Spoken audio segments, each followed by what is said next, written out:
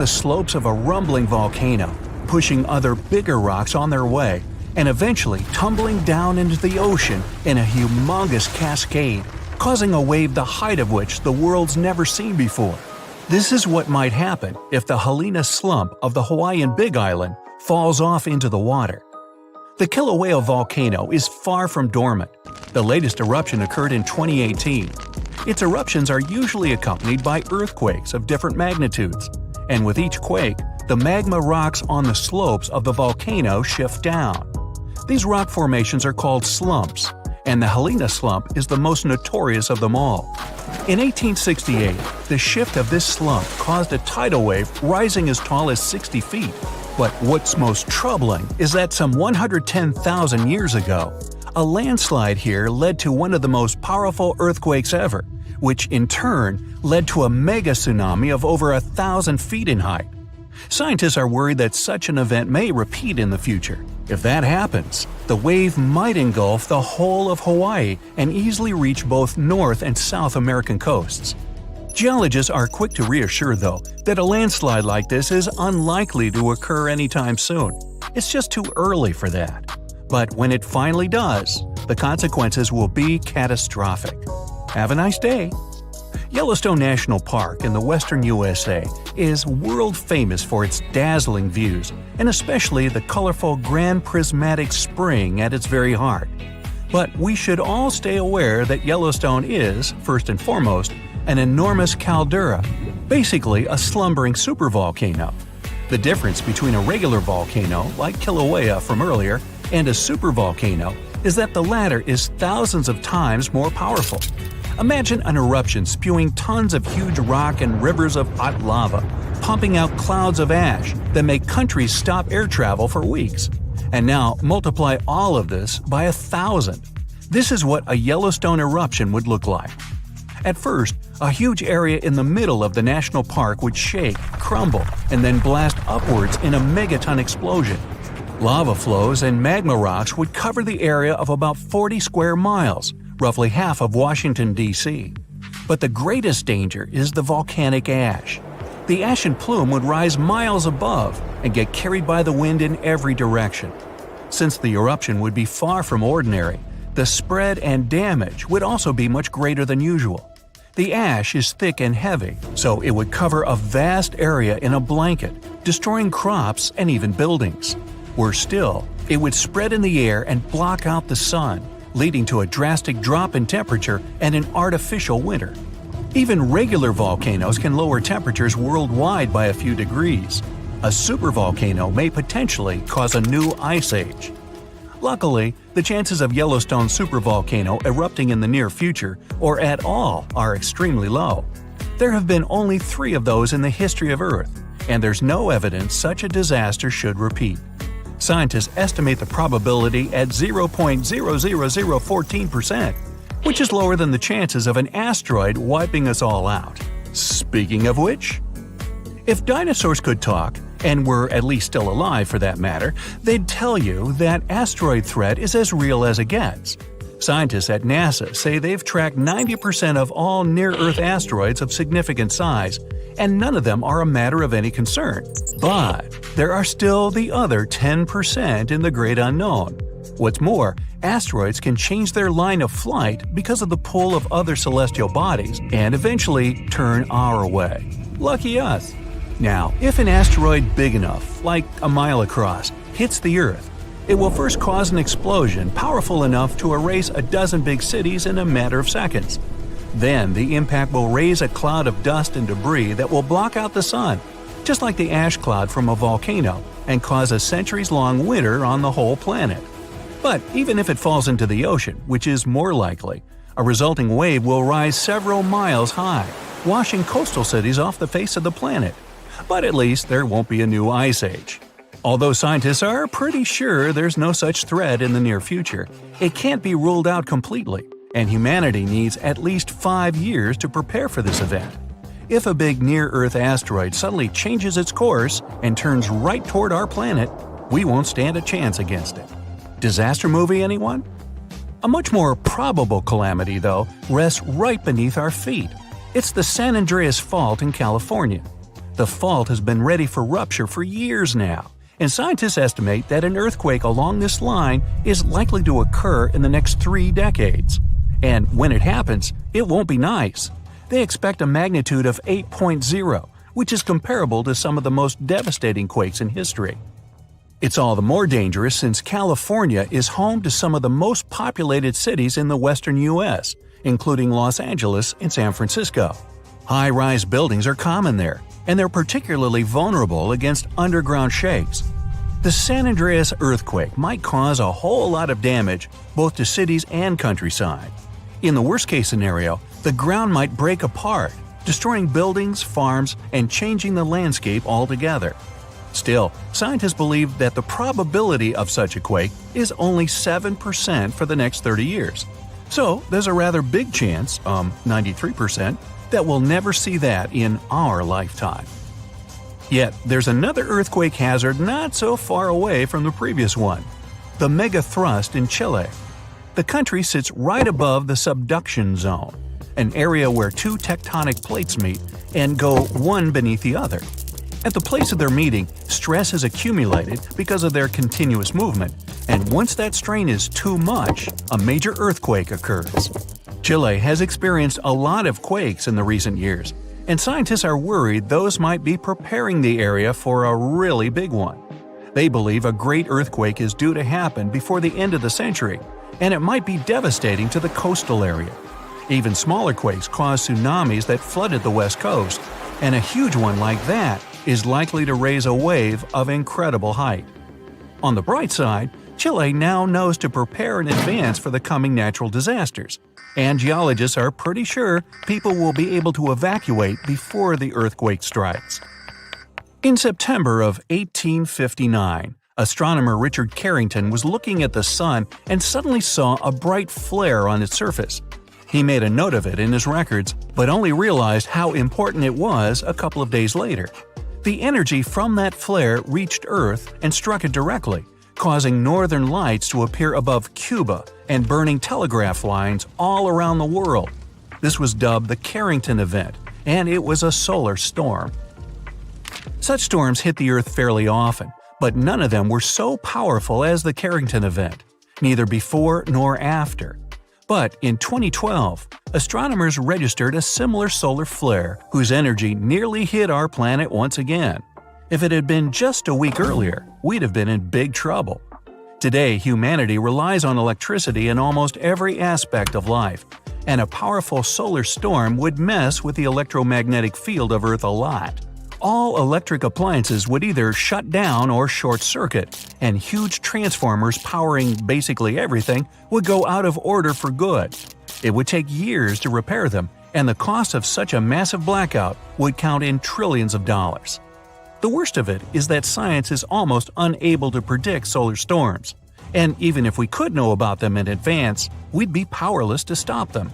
The flare happens in a matter of seconds, and it takes about 8 minutes for the particles to reach the Earth's atmosphere, causing the disturbance. The power outage would come a bit later, in a day or so, when a massive cloud of plasma gets to our planet. At the moment, there's no protection against solar flares, and the chances of one powerful enough to cut all of our electricity in the next few years are quite high, about 12%. The only good thing about all this is that we now know of such a possibility and can at least prepare in advance. Hey, don't forget to pack some underwear and socks. You'll always need those. So, you might have heard that Yellowstone National Park is sitting on top of a giant supervolcano. That's the reason why the area can boast powerful geysers and hot springs. But it also means that underneath Yellowstone there is an enormous magma chamber. In 2015, researchers from the University of Utah found out that this chamber was much bigger than everyone had previously thought. They even found one more reservoir with magma under the top one. Apparently, the more spacious the chambers are, the more magma they contain. Together, the two reservoirs store a glob of magma that could easily fill the Grand Canyon not once, but 11 times. But you know the most worrying thing about the magma chambers? They tend to push against the ground above them. As a result, the land in Yellowstone rises about 1 to 2 inches a year.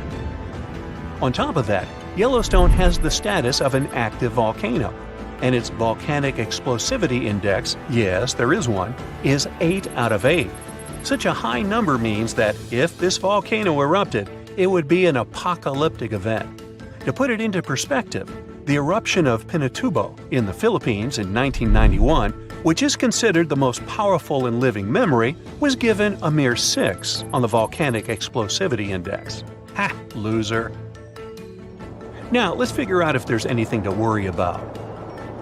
In March 2023, the University of Utah seismograph stations recorded 354 earthquakes in the entire region of Yellowstone National Park.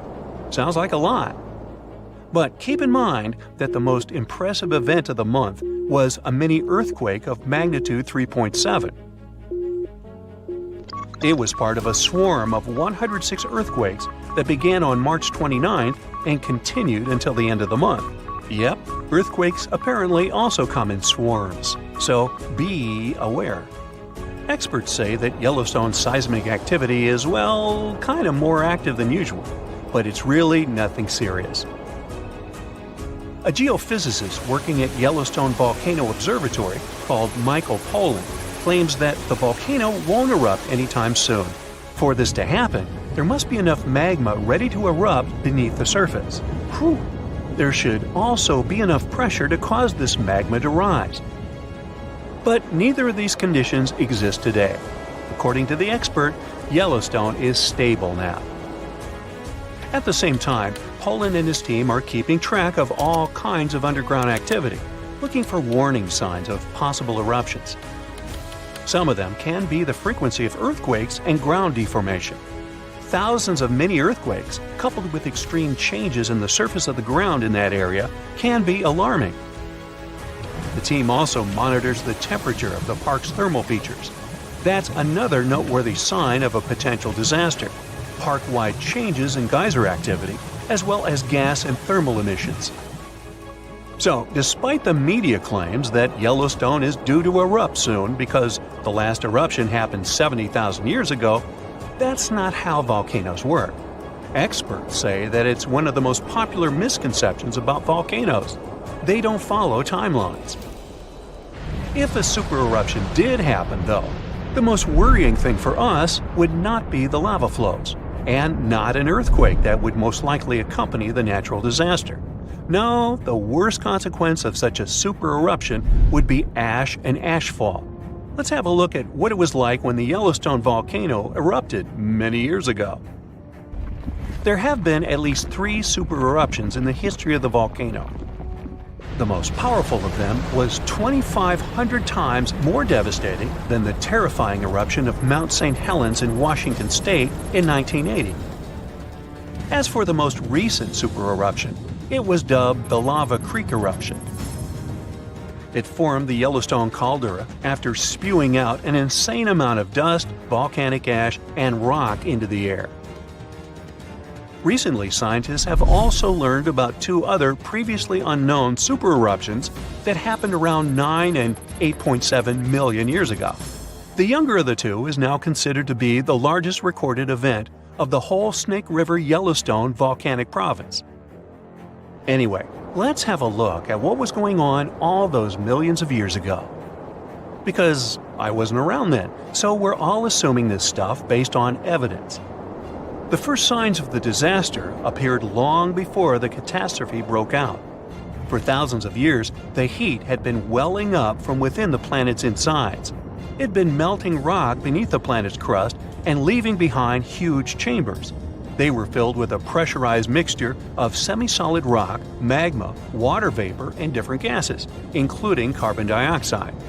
All this scorching underground soup was expanding since more and more magma arrived with time. The land over the volcanic system was rising upward almost unnoticeably. A year before the supereruption, Yellowstone gave a warning, a burp maybe, but that long ago there was no one who could interpret these signals. Plus, those alarming processes were mostly going on underground. For example, decompression releases gas bubbles. While bursting, such bubbles can often power particular kinds of eruptions. Months before the eruption, small-scale earthquakes became more frequent and more intense. The ground in many spots all over the supervolcano got hotter than it used to be. Surface lakes and groundwater also became warmer. If people had been around at that time, they would have noticed unusual steam fogging in that area. Not long before the eruption started, the growing pressure pushed the ground over the magma chamber up. This created a dome-shaped uplift. Narrow cracks started to open along the edges of this dome.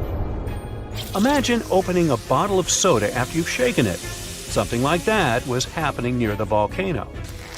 Think Mentos and Diet Coke. The pressure was released through the fractures when gases were bursting out from under the surface. So right before the disaster, the ground around the Yellowstone volcano lifted. Geothermal pools and geysers heated up to boiling temperatures and got more acidic than usual. The magma started to rise toward the surface. At one point, the rock roof of the magma chamber couldn't resist anymore, and the eruption kicked off. Small but constant tremors began to move the ground days before the catastrophe. But the real shaking didn't start until several minutes before the eruption. With a deafening roar, a massive column of lava and ash hurled up into the air. Within several minutes, a pyroclastic flow rushed across the area at a hurricane-force speed. Such a flow is a liquid mixture of half-solid lava pieces, volcanic ash, and hot, expanding gases. It looked like an extremely hot, toxic snow avalanche. With a temperature of about 1,300 degrees, it was burning everything in its path. The volcano kept pumping ash for days on end. For all living creatures, ash fallout was one of the most dangerous consequences of the eruption. Volcanic ash turns into glassy cement within seconds of being inhaled. Most animals didn't have a chance to survive. Even thick trees started to collapse under the weight of this dense substance. It only took a couple of days until a thick layer of ash covered huge territories. After the ash got into the stratosphere, the temperatures all over the world started to drop. The eruption was rich in sulfur, which is an effective sunblocker. That's why it soon got so cold that there was no summer in the whole world for the next several years. Animals couldn't find food and clean water. This natural disaster, called the Gray's Landing supereruption, was colossal. That's how researchers described it in their recent studies. It affected a huge territory. The streams of lava enameled an area as large as New Jersey in scorching hot volcanic glass. It instantly sterilized the land surface, wiping out all the plant life that had been thriving there before. Now, if such an eruption were to happen these days, it would cover Colorado, Utah, and Wyoming with almost 3 feet of toxic volcanic ash. Many regions would be plunged into darkness. Even the coast, where most Americans live, would experience problems with the spread of the ash cloud. It would destroy crops and contaminate pastures, ruin power lines and electrical transformers. Well, so I'm sure you'll agree with me, it's a good thing that such a disaster isn't expected to occur anytime soon. Hey, we got enough other stuff on our plate. The strongest earthquake ever to strike east of the Mississippi River that happened over 200 years ago was never over, according to some scientists. Most earthquakes last seconds to minutes, and the official record breaker so far is a silent one in Sumatra that was going on for 32 years. This slow slip event triggered a massive quake and a tsunami. So if it's true that the new Madrid earthquake is still sending aftershocks, we'll have a new top name for this sad list. The earthquake started in December of 1811 with a powerful quake in a sparsely populated part of northeast Arkansas. They felt the shaking almost 1,000 miles away in the White House, and the tower bells were ringing in Boston, even further away. It even made the mighty Mississippi flow backward for a few minutes over new waterfalls formed by shifted ground. The town of New Madrid, Missouri, completely disappeared in the disaster. The Earth wouldn't stay still until the end of January the following year, when things got serious again. A massive quake hit, this time near the junction of the Ohio and Mississippi rivers, right in the Missouri boot heel. Geologists believe it was a rupture on the New Madrid Fault, putting even more strain on the nearby Reelfoot Fault. Just when people thought it couldn't get worse, another 2 weeks of trembling passed, and the Reelfoot Fault snapped deep beneath New Madrid. Down in Tennessee, about 15 miles south of New Madrid, the ground uplift created Reelfoot Lake. Steamboats were chugging along the river, with thousands of trees floating and acres of woods torn apart by the quake. In St. Louis, Missouri, which is 160 miles away, buildings were badly damaged, and chimneys fell in Cincinnati, Ohio, 400 miles away. People all the way in Montreal, Canada, over 1,000 miles away, felt the earthshake. Seismologists have registered about 200 small earthquakes in the New Madrid seismic zone every year since 1974. Some researchers believe that up to 30% of those were aftershocks from those big quakes back in 1811 and 1812. In parts of the U.S. where there's not much tectonic action going on, these aftershocks could keep rumbling for years, maybe even centuries, after the big ones hit. Aftershocks are the Earth's way of releasing all that built-up stress from the main quake. When the ground shakes from the first earthquake, it puts a lot of pressure on the rocks nearby.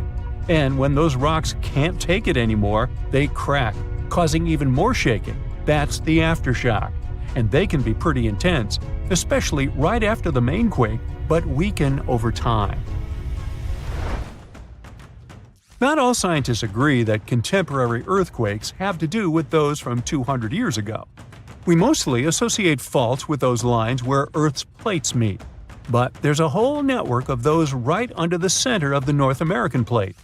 They're like relics from 750 million years ago, when North America was part of a supercontinent called Rodinia. When Rodinia started to break up, it left behind these rifts, weak spots in the Earth's crust that run deep beneath the modern Midwest. It could explain the earthquake action. An international team of geologists decided to take a fresh look at 3 major earthquakes that shook North America and end the debate. They used a new math method called the nearest neighbor. It says that if earthquakes are too close in space, time, and magnitude to be independent background events, then one is assumed to have triggered the other.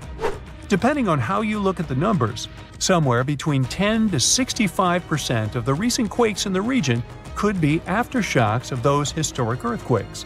And a huge quake that hit Charleston, South Carolina at the end of the 19th century might explain up to 72% of the earthquakes in the area since then.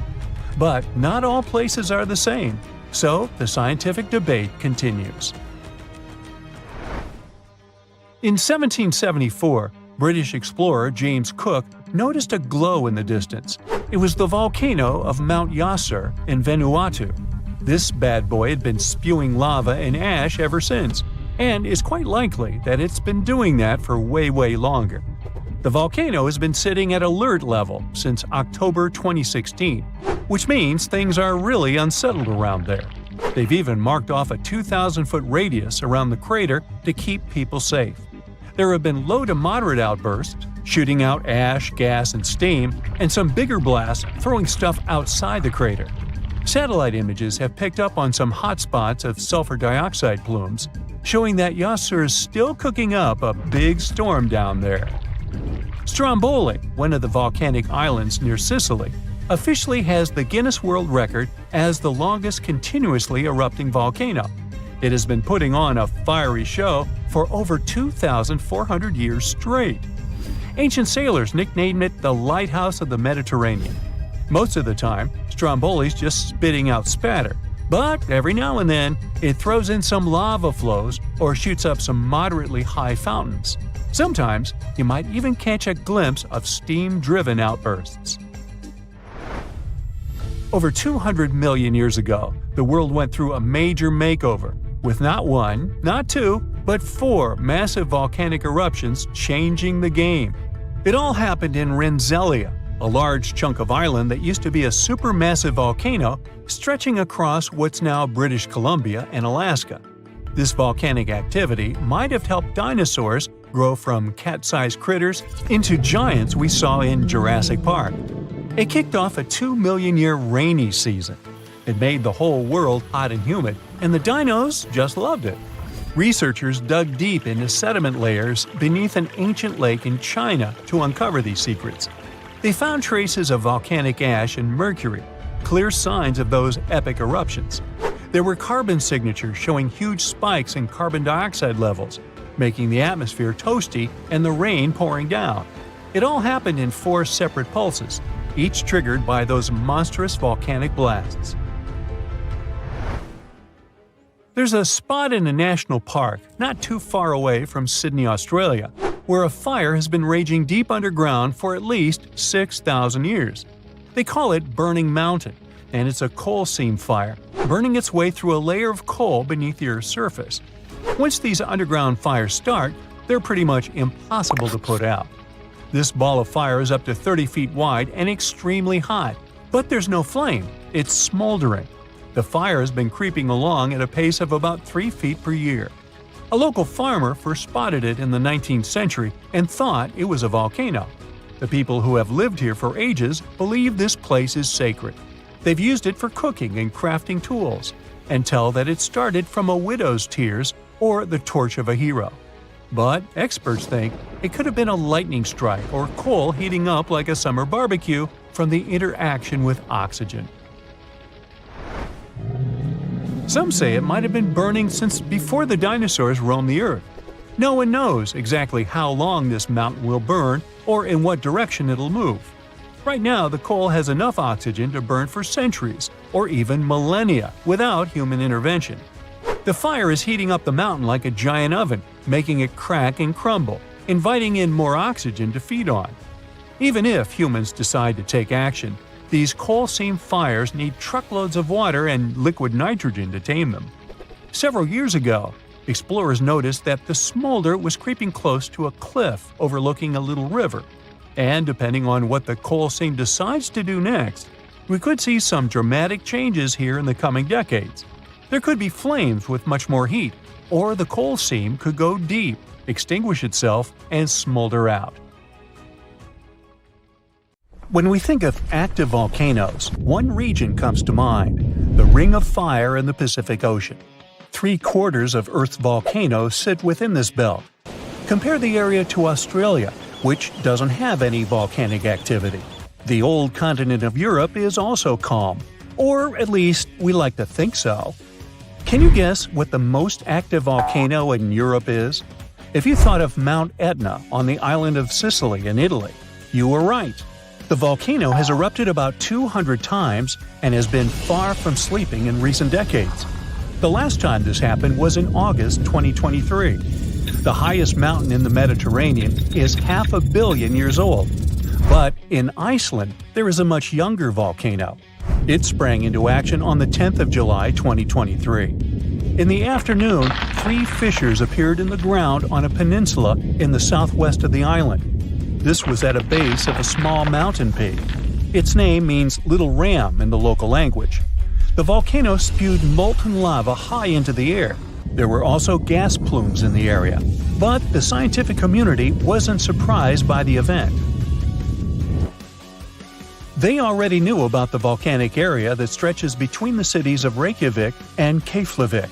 Its name is hard to pronounce. Hey, I want to buy a vowel. It had already erupted during the previous 2 summers. This activity came after 8 centuries of dormancy. In the days leading up to the latest eruption, seismologists, the scientists who study earthquakes, recorded over 12,000 tremors. When the ground opened up in July, the fissures were over 1.5 miles long. The following morning, 2 of them closed. All the lava was now coming out of the last fissure. It grew into an elongated cone, the simplest shape of volcano we are all familiar with. The lava soon filled a large crater. It grew almost 100 feet tall during the first week, and it is still growing. On the night when the eruption started, lava spread out in all directions. Its cinders set ablaze the dry moss in the vicinity. Local authorities closed off the surrounding area. There were toxic gases from the volcanoes and smoke from the burning moss. Firefighters flocked to the area. After a week, they proclaimed the area safe. Visitors soon came to witness the birth of Europe's youngest volcano. This form of tourism is quite developed in Iceland. People come from all over the world to watch active volcanoes. The land of fire and ice is home to more than 130 volcanoes. Some 30 of them are active. Now, I know what you're thinking right now. Is volcano tourism safe? In Iceland, it is. The country's authorities research and constantly monitor all of the hotspots. The island is dotted with several dozen seismic stations. These help researchers accurately predict future eruptions, and emergency services are accustomed to these sorts of events. They can quickly cordon off danger zones. This is what happened in 2010. A volcano in the south of the island, the name of which everyone struggled to pronounce, erupted. It spewed out a plume of steam and ash that was 7 miles high. This wasn't a fun time to be an air traveler. Winds carried the enormous plume southeast toward northern Europe. Many countries closed their airspace for several days for safety reasons. The volcano erupted in March, but the Earth was shaking from January the same year, so seismologists knew that an eruption was approaching. When it comes to the continent's youngest volcano, the tourist infrastructure is already there. Visitors can leave their cars at a designated parking lot.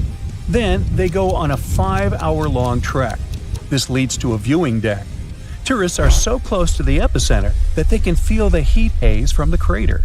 The sight is the most impressive at nighttime. Safety is never a concern. Scientists regularly chart out hazard maps that outline the borders of lava fields. This way, visitors who stick by the rules are never in harm's way. More than a week after the eruption started, a section of the crater collapsed. Lava flowed downhill west of the volcano. This majestic smoldering hot river is slow-moving lava. Scientists categorize it as an AA type. The term is Hawaiian. It describes basaltic lava that has a rough and brittle surface. The flow is composed of broken lava blocks that are called clinkers. They fall off as the substance flows. This reveals red-hot areas. The cooler sections of lava are gray and black in color. When it moves forward, it produces a distinctive sound like shattering glass. Nearly a month after the eruption of the new volcano, we got aerial footage of an interesting phenomenon. A tornado formed directly over the lava flow. This occurs due to the high temperatures in the area. When the conditions are right, a column of heated air can easily turn into a mini tornado. Scientists observed a similar event happen during the 2018 eruption of Mount Kilauea in Hawaii. The lava fields of Europe's second-largest island tell the story of the creation of Iceland. It sits above the place where the North American and Eurasian plates meet each other. Tectonic plates are huge, rocky chunks of Earth's most outer layer. There are roughly 20 of them. They rest on a partially molten layer of rock. All the lava we see on the surface starts its journey here. You could say that these plates float on molten rock. Their boundaries are unstable, so when two plates grind past each other, they release tremendous amounts of energy. The formation of volcanoes is one result. These are places where the molten rock travels upward to the surface. Iceland began to form some 60 million years ago. The tectonic plates under the ocean drifted apart. Enough lava piled up on the surface to create solid ground. This ancient rock is under the waves today. As new lava reaches the surface and cools down, it pushes the old rock away from the center of the island. That's why the oldest parts of Iceland aren't 60, but only 16 million years old. The country's active lava fields are young in geological terms. Some of them are under 1,000 years old. Scientists consider the island a hot spot for volcanoes, pun intended. Nearly a third of the basaltic lava that reaches the Earth's surface in recorded history came from Icelandic eruptions. Fissure swarms, like the ones before the 2023 eruption, cover 30% of the Nordic country. For this reason, only a quarter of the island is inhabited. Norse Vikings were the first people to settle in Iceland at the beginning of the 10th century. Nature threw them a loud welcoming party. Just a few years after their arrival, they witnessed one of the greatest volcanic eruptions in history. Vikings came from a region without volcanoes, so they had no clue as to what was going on. Today, Icelanders are used to such events. This is good because their homeland is entering a new era of volcanic activity. Volcanologists suspect that recent events are an introduction to decades of more frequent eruptions. The peninsula that is home to Earth's youngest volcano is just 17 miles southwest of Iceland's capital city. It's been dormant for a long time. Present-day eruptions there are a reminder that the natural processes that created Iceland are still ongoing. Recently, scientists discovered that there's a historical link between volcanic eruptions in the north of Europe and glaciers. Our planet went through at least 5 major ice ages.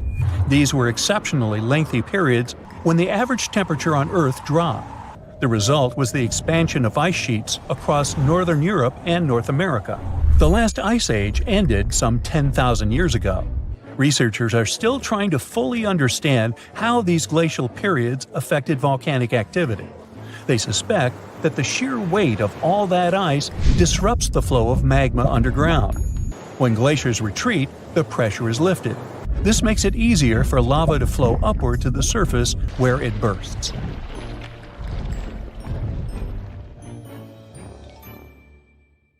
At the end of December 2021, an underwater volcano with a rather exotic name, Hunga Tonga, woke up after several years of sleeping. It did that with so much energy and strength that people heard the eruption from over 100 miles away. Then it went back to sleep. But a couple of weeks later, it woke up again with a force 7 times greater than the first time. It broke the island above it in 2 parts. The lightning storm that started because of the eruption was the most intense in recorded history.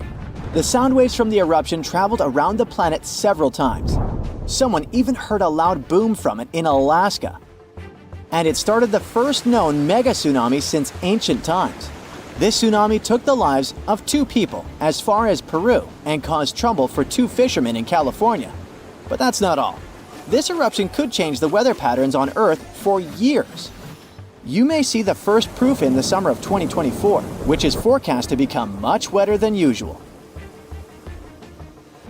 Scientists believe the eruption was caused by gas building up to a critical point. Different minerals, including anhydrite quartz and sulfides, were building up for several months until they blocked the flow paths and sealed the gas within Hunga Tonga. Normally, when a volcano erupts, the fumes cause a temporary cooling effect on Earth's surface.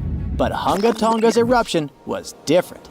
It didn't produce much fumes, but released a massive amount of water vapor, roughly equal to 60,000 Olympic swimming pools. The intense heat of the eruption turned huge amounts of seawater into steam, which then blasted high into the atmosphere. All that water vapor ended up in the stratosphere, a layer of the atmosphere that's too dry to form clouds or rain. Scientists don't have any observations of volcanic eruptions like Hunga Tonga to predict its effects on our weather patterns. They can't tell exactly how long these effects might last either. This is because the only way to measure stratospheric water vapor is with satellites, which have only been around since 1979, and there hasn't been an eruption similar to Hunga Tonga in that time. Experts from different countries started analyzing satellite data right after the Hunga Tonga eruption.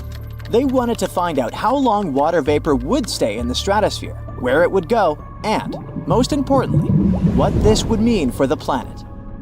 The first big result of the eruption, at least partially, was a huge hole in the stratosphere that was hanging on for several months in 2023. By the time it appeared, the water vapor had reached the polar stratosphere over Antarctica. In the following years, there wouldn't be enough water vapor left to enlarge this hole. It looks like Hunga Tonga will have just a minimal effect on global average temperatures. But there are some surprising, lasting regional impacts. One of the scientific models forecasts colder and wetter winters for northern Australia until about 2029. In North America, it predicts warmer winters, and Scandinavia could have even colder winters. This is just one study though, and one approach to understanding how the eruption of Hunga Tonga can change our weather. We do have at least one example from history when a volcano eruption changed the world. Over 2 centuries ago, in 1815, Mount Tambora erupted and caused the year without a summer. In the following year, the winter was unusually cold and wet weather across Europe and North America. A recent study confirms that 1816 wouldn't have been this cold without the volcanic eruption.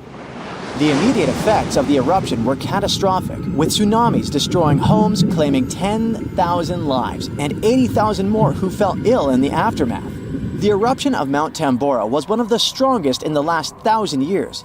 It had ejected an enormous amount of sulfur dioxide into the stratosphere, which quickly spread across the world.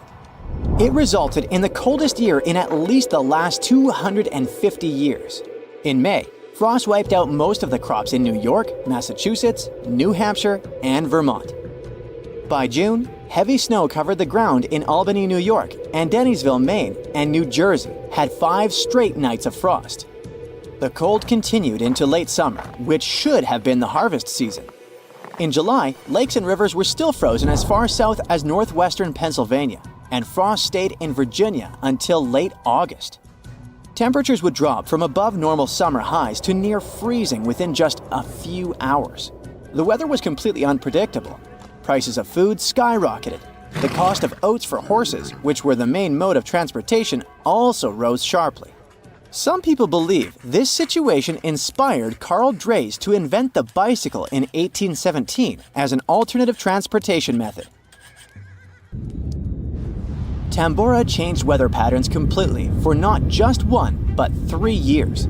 The whole planet got colder, and as crops failed, probably at least 1 million people starved. Scientists don't have solid evidence of volcano eruptions that have taken more lives than Tambora. But the Krakatoa eruption in Indonesia in 1883 is far more famous than Tambora because information about it spread worldwide via telegrams and photos. Its final blast was the loudest recorded sound in history, and people could hear it on 10% of the entire Earth's surface. The eruption started a tsunami with waves about half as tall as the Statue of Liberty. Still, it was less powerful than Tambora's eruption. The island that once hosted Krakatoa disappeared in the eruption, but new eruptions began less than 50 years later and created the Child of Krakatau cone in the center of the caldera of the old eruption. The new volcano still comes to life from time to time. Mount Vesuvius' eruption, which took down Pompeii, is one of the most well-known volcanic disasters in history. It took around 2,000 lives, much fewer than Tambora. According to a famous Roman author of that time, the eruption lasted 18 hours. Pompeii was covered by a layer of ash and pumice that was thicker than twice an average human height. The nearby coastline also changed dramatically. In today's world, the after effects of volcanic eruptions are often more dangerous than the eruption themselves. Thanks to advances in technology, we can now predict volcanic eruptions more accurately and use safety measures like evacuations and flight cancellations. But there's still a lot of risk that changes in weather patterns and drought all over the world, especially in areas like India, East Asia, and East Africa that are affected by monsoons. Volcano eruptions can also have effects you wouldn't probably expect, like the evolution of dinosaurs.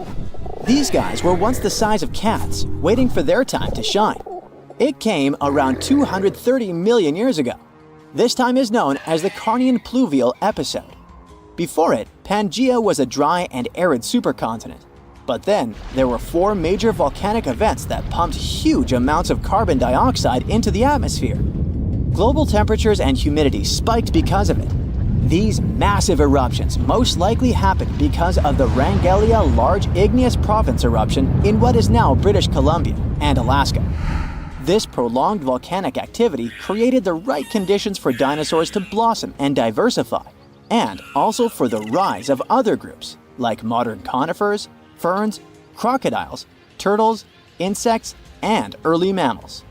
With higher temperatures and more rainfall, terrestrial plants have evolved, and humidity-loving ones have become dominant. Without those changes in the world, we could have a completely different natural history. There's some solid proof that volcanic activity has really changed the weather patterns back then. Scientists have found layers in the Earth's core that show different types of carbon. It means there were 4 massive releases of carbon dioxide into the atmosphere. The data on mercury and carbon together shows that the spike in mercury levels was thanks to a major volcanic event that affected the global carbon cycle, and not just local eruptions. Whoa! Earth's surface is shaking. Long cracks split the ground open. Lava rivers are rapidly flowing down the slopes. Deafening noise is filling the air. Rocks and other debris are flying high up. Clouds of volcanic gas and ash cover the sky. Now, this is not a plot of a blockbuster disaster movie. It's what happens when supervolcanoes decide to erupt. But this is likely not the scenario that will take place when the world's largest volcano, Mauna Loa, decides to finish its long nap. In 2021, scientists were sure it would happen soon. But so far, nothing. The volcano's seismicity keeps increasing and then going back to normal. But you never know when this giant will finally come back to life. That's why experts have been monitoring geological activity on Hawaii's largest island for quite some time. The Big Island of Hawaii is made up of 5 volcanoes, including the most active on the planet, Kilauea, and the largest, Mauna Loa. This gigantic thing makes up almost half the landmass of the island. And what lava Kilauea emits in one day, Mauna Loa could spew out within 20 minutes. That's what it did in 1984.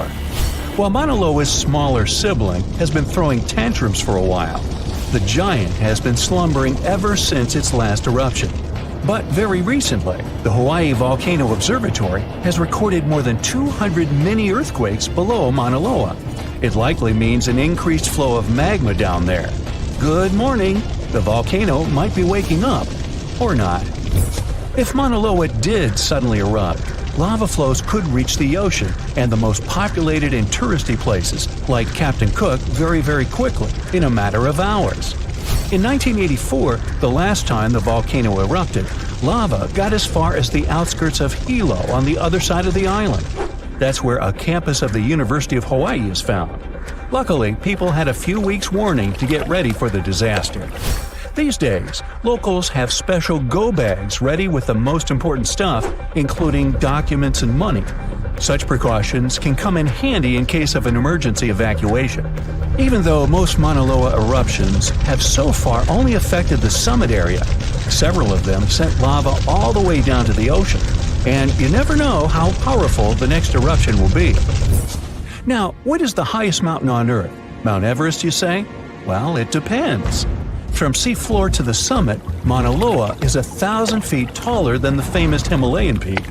The volcano is so big, it makes the Pacific plate it's sitting on literally slump under its weight. Scientists say that when this monster of a volcano erupts, the volume of lava coming out per unit will be life-threatening. Over its recorded history, Mauna Loa has been erupting regularly, almost every 6 years.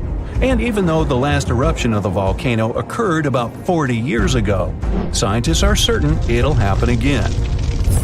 Now, remember the scene I showed you at the beginning? Well, you can relax. It's not likely to happen with Mauna Loa. The thing is, big island volcanoes, including Mauna Loa, aren't very volatile. That's because they're shield volcanoes. These volcanoes got such a name because they aren't really very high and resemble a warrior's shield placed flat on the ground. Shield volcanoes get formed by very fluid lava. It travels farther and forms much thinner flows than lava erupted from a stratovolcano, which is conically shaped and tall, like the infamous Krakatoa in Indonesia. So if, or should I say when, Mauna Loa erupts, there probably won't be ash clouds and tons of debris. The most dangerous thing will be lava. Since Mauna Loa is a shield volcano, its lava is extremely fluid and voluminous, which allows it to flow far and fast.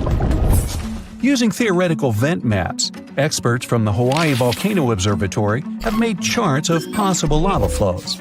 They're kind of worried about earthquakes clustering at high rates. It likely means that lava is on the move under the surface. 500 to 600 earthquakes per day are a serious reason to be on high alert. On the other hand, it doesn't necessarily mean a disaster or inevitable eruption. Around a decade ago, several earthquakes that happened at the same time signaled that something was happening under Mauna Loa. But an eruption didn't occur. Instead, half the volcano shifted a bit to the south. This way, it probably gave more room to magma so that it had enough space to stay beneath the surface. Now, let's get back to the catastrophic eruption we saw at the beginning of the video. That's what often happens when a supervolcano erupts. Those are volcanoes that have at least once had an eruption with a volcanic explosivity index of 8, which is the largest recorded number on the index. Supervolcanoes are often extremely large, with no cone at all. That's because they're typically the remains of gigantic magma chambers that once flared up, leaving behind a caldera. They're usually found over hot spots. Supervolcanoes can produce super eruptions, and when they do, they blow more than 240 cubic miles of ash, molten rock, and hot gases up into the air. In other words, 4 super eruptions could fill the Grand Canyon to the brim. Supervolcanoes get formed when gigantic volumes of scorching hot magma are trying to escape from deep underground. This magma rises close to the surface but can't break through Earth's crust. That's why a huge pressurized pool of bubbling magma gathers at a depth of only several miles. The pressure keeps growing because more magma is trying to get to the surface until, bam, a super eruption occurs. The most recent super eruption happened in New Zealand. Well, when I say recent, I mean around 26,500 years ago. Nah, I wasn't around then. That's when a supervolcano beneath the surface of Lake Tahoe spewed into the air more than 300 cubic miles of ash and pumice. Imagine 500,000 Great Pyramids of Giza flying up at the same time. That's how incredibly powerful that eruption was. But the most exciting and confusing thing about the eruption was that the Tahoe volcano simply didn't go off like many others. At first, everything was going as usual. More than 200 square miles of magma had built up under the surface, and the pressure was getting higher and higher. But after the rock cracked and the first part of lava rushed out of the crater, something went wrong, and the supervolcano took a break. Only several months later, the disastrous eruption shook the ground, and thousands of tons of lava, rocks, and ash flew high into the atmosphere. But the age of supervolcanoes isn't over. The most infamous of them all is probably the one in Yellowstone National Park. This giant handles at least 3 mega-powerful eruptions, and who knows how many smaller ones. If this monster erupted anywhere as strongly as it did 2.1 million years ago, it would spit out more than 588 cubic miles of red-hot material. You can probably picture it more vividly if I tell you that this volume is comparable to 65 million Capitol rotundas in Washington, D.C. piled together. Wow. Anyway, scientists are sure that Yellowstone doesn't present any danger these days. For an eruption to happen, magma inside must be at least 50% molten. With the Yellowstone caldera, this number is just 5 to 15%. But of course, Yellowstone isn't the only supervolcano on our planet. There's also New Zealand's Tahoe you already know about, Japan's Eri Caldera, California's Long Valley, Indonesia's Toba. Any of them can one day produce a super eruption. There are also several so-called supervolcanoes that haven't lived up to this name yet because they've never produced anything like a super eruption. For example, in 1883, Indonesian volcano Krakatoa went off. The power of the eruption tore the volcano's walls open, and cold seawater rushed into its molten insides. The difference in temperature made the volcano blow up with a deafening boom. It was clearly heard 2,000 miles away in Australia. It earned the blast the title of the loudest sound in history. But even though the consequences of this event were truly catastrophic, it still turned out not powerful enough to be called a super eruption. Huaychan Volcano in Indonesia is not your ordinary lava-belching mountain. Instead of producing black smoke and red lava, as most volcanoes do, this eccentric guy lets out a blue flame and electric blue lava. This phenomenon occurs because the volcano contains some of the highest levels of sulfur in the world, and when the sulfuric gases interact with scorching air and get lit by the molten lava, they start to turn blue.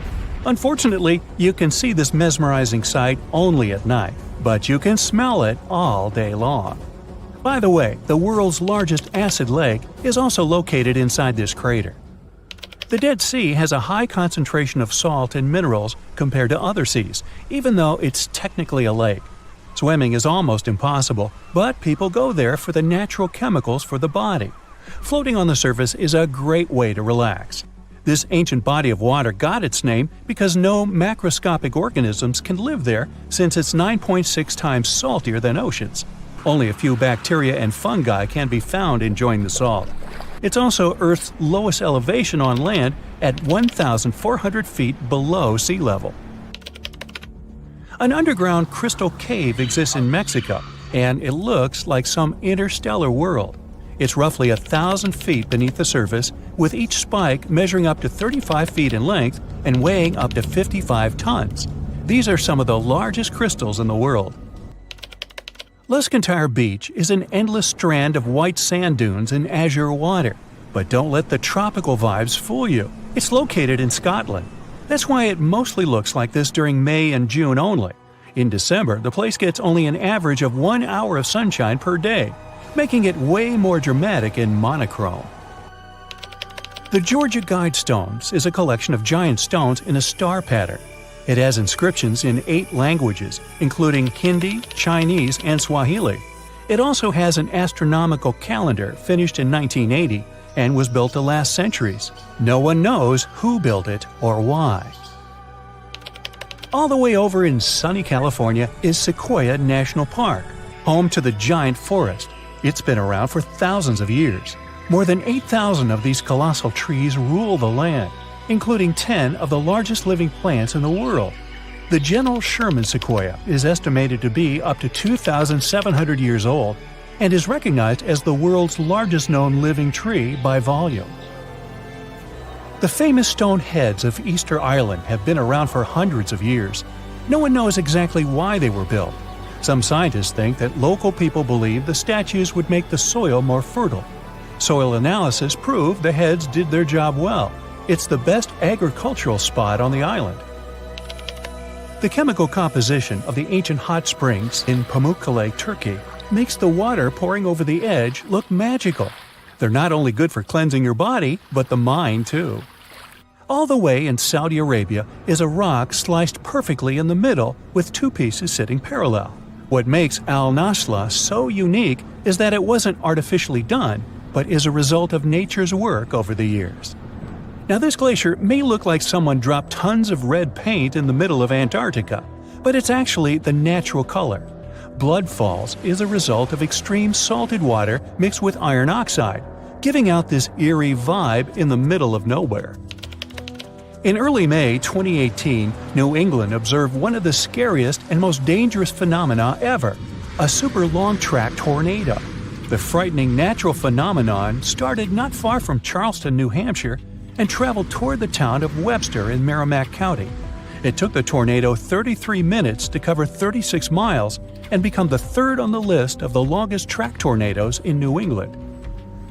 In the Philippines, you can swim in some of the most crystal-clear waters and discover an underwater world below you in the province of Palawan. The municipality of Coron has white sandy beaches with many small boats riding through the many amazing sceneries. Tristan da Cunha is a small volcanic archipelago in the Atlantic, with the only neighboring cities of Buenos Aires, Argentina, and Cape Town, South Africa. It takes 7 days by ship to get to this unique place. If you want to escape from the rest of the world, staying with the 280 locals will make you feel like you're away from everything. During the first week of January 2018, unusually cold weather in the northeast United States froze the Atlantic Ocean in North Falmouth, Massachusetts. What's more, the ocean was frozen so thoroughly that people were walking on the waves. Now, that's obviously something you don't see every day. Red sand is what makes this beach unique and why tourists flock to Tianjin, China. A red-colored plant called a Sueda salsa dwells in the saltwater. The whole beach is covered in red, with only the top layer of the sea visible. If there ever was a thing that said, "I defy gravity" out loud, it's the stone of Tabasco in Argentina. The huge 300-ton boulder stands precariously on the edge of a cliff and rocks a little bit from side to side in the wind. People even checked it by putting glass bottles under one of its edges. They exploded with another movement of the rock. Unfortunately today, you can't see this wonder of nature as it was a century ago. In 1912, the boulder suddenly dropped from its perch, which it had occupied for literally hundreds of years. The people of the nearby town of Tandil were so sad about this event that 95 years later, in 2007, they decided to restore the stone.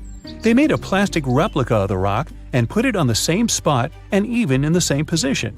So, even today, coming by Tandil, you can see its famous balancing boulder. More of a symbol now, of course, because it's no longer rocking and only weighs 9 tons, but instantly recognizable nonetheless. Socotra is an alien-like island off the coast of Yemen in the Indian Ocean with one of the most unique trees ever seen. It's called the dragon tree, and it can only be found on this amazing island. In 2008, it was labeled as a World Heritage Site. If you ever see a tight burning column of air, don't panic, it's not the end of the world. The creepy combination of whirlwind sounds and scorching inferno means that you have crossed paths with a fire tornado, also known as fire twister or fire whirl. This dangerous phenomenon occurs mostly during wildfires. These fires create a big area of super hot air just above the ground. When this scorching air gets mixed with the cooler air higher up, it results in a whirlwind that churns up burning debris and flames. The most powerful firenadoes can stretch hundreds of feet into the air. The House of Mystery in Gold Hill, Oregon, amazes its visitors with gravity-defying effects. You can't stand straight there, always leaning to the side and having to hold on to something for balance. Balls roll upwards. There's also a broom that stands perfectly still wherever you put it, unlike virtually everything else in the shack. The local Native American tribes called this place the Forbidden Ground, even before the house was built there, and they avoid approaching it. The owners of the shack, though, decided to turn it into an attraction, and they succeeded. They created an atmosphere of mystery around the place, and spread the news about it in newspapers and later on the internet, and voila! A perfect anomaly is made. In fact, it's no more than a curiosity. A human-made optical illusion that tricks your eyes and other senses. Now, if you travel to the Philippines, Indonesia, or Papua New Guinea, you'll have a chance to see some of the most unusual and cheerful trees in the world. The trunk of the rainbow eucalyptus looks as if it had been painted orange, green, red, purple, yellow, brown, blue, hey, you name it. Some trees are so bright that they seem artificial. The rainbow eucalyptus regularly sheds strips of bark, which reveals a bright green layer underneath. A bit later, this green layer gradually changes its color, and since the shedding happens at a different time in different places on the trunk, the tree starts to look multicolored and very attractive. Yemen is home to the oldest skyscrapers in the world and the oldest metropolis. The ancient city of Shabam is considered to be the Manhattan of the desert, due to the collection of mud buildings popping out of the desert floor. It used to be a caravan stop during ancient times. An earthquake in Indonesia began in 1829 and lasted a mighty 32 years. It reached its climax in 1861 and hit a magnitude of around 8.5. It was caused by the tectonic plates below the island slowly clashing against each other. Researchers discovered that the quake had been building for some time after analyzing the coral in the area. They found it was being periodically exposed to the open air. That was caused by the gradual earthquake moving the land up and down. Scientists call these decades-long silent earthquakes slow slip events. A single lightning bolt can warm the air to around 54,000 degrees Fahrenheit. The heat makes the air expand quickly, creating a shock wave or boom, which we know to be thunder. There are close to 3 trillion trees on Earth. That translates to roughly around 422 trees for every person. Before humans, the number was nearer to 6 trillion. Almost 70% of the Earth's surface is covered by water, which on average is around 2.5 miles deep. 97% of Earth's volcanoes lie underwater. As well as the mid-ocean ridge, a massive mountain range that is over 40,000 miles long. Humans have mined around 190,000 tons of gold from the planet. Experts predict there is around 20% still left to be mined, but this figure is constantly changing. The world's largest active volcano is in Hawaii. Called Mauna Loa, it's over 2.5 miles above sea level. Given that most of it is underwater, the volcano's summit is a staggering 11 miles from its base. That's the same length as over 160 football fields. The highest ever recorded temperature on Earth was a sweltering 136 degrees Fahrenheit. It was recorded in El Azizia, or modern-day Libya, on September 13, 1922. The lowest temperature was a chilling minus 129 degrees Fahrenheit, recorded at Russia's Vostok station in 1983. Earth is the fifth largest planet in the solar system, behind Jupiter, Saturn, Uranus, and Neptune. It has a circumference of roughly 25,000 miles, and it would take the average person around 8,300 hours to walk around the face of the Earth. The separation between Earth's land masses would make such a trek almost impossible, though. It takes 365.25 days for the Earth to orbit the Sun. Because our calendar years only have 365 days, we add an extra leap day every 4 years to make up for the difference. Russia is the largest country on the planet, with a total area of about 6.5 million square miles. It encompasses more than 1/8 of the Earth's inhabited land area, but still has a relatively small population given its size. Earth is the only planet with one moon. Mercury and Venus have no moons, while every other planet has 2 or more. Earth is over 4 billion years old. Scientists calculate this by looking at the planet's oldest rocks, as well as meteorites that have crash-landed. They used meteorites as they were formed at the same time as Earth, when the solar system was forming. The ground we walk on is basically recycled. The planet's rock cycle turns igneous rocks to sedimentary ones, then transforms those into metamorphic rocks, and back again. Like Earth, our moon also experiences earthquakes. They're less common and intense than the ones we have, and are caused by tidal stresses. A tidal stress is basically the relationship between the gravitational pull of the moon on the Earth and that of the Earth on the moon. Despite being the fifth largest continent, Antarctica holds 70% of the planet's fresh water and about 90% of its ice. Bangkok is the most visited city in the world, boasting 23 million visitors in 2019 alone.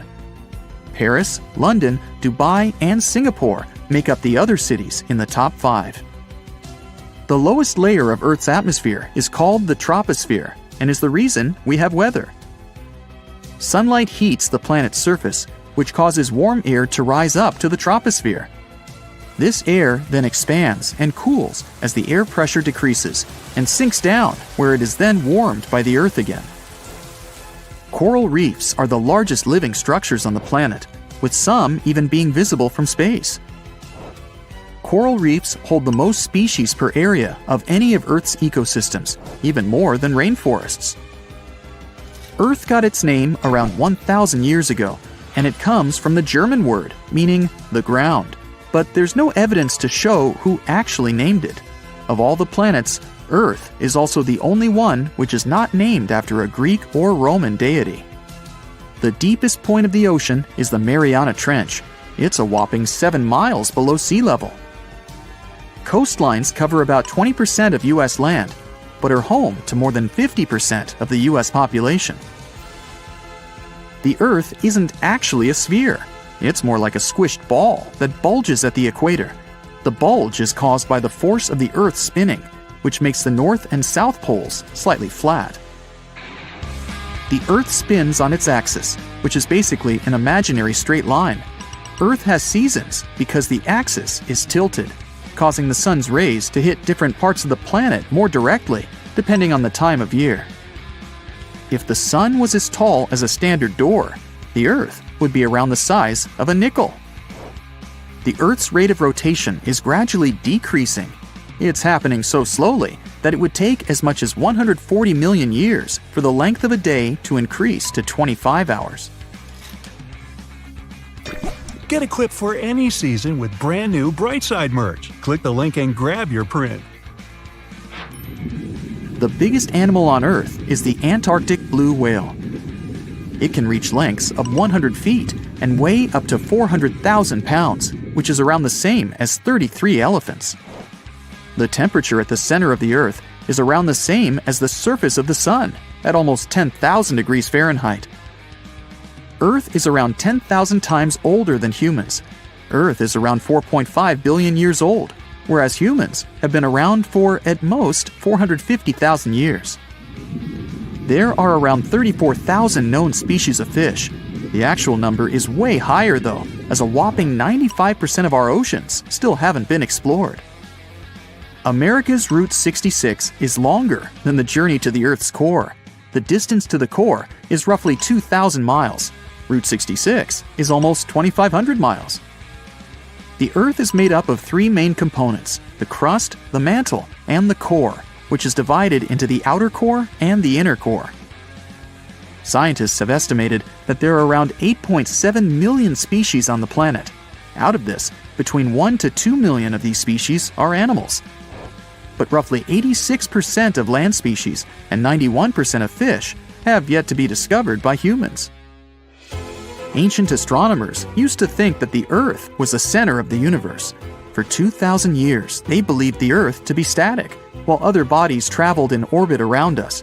In 1543, Copernicus published his sun-centered model of the solar system. Earth is the densest planet in the solar system.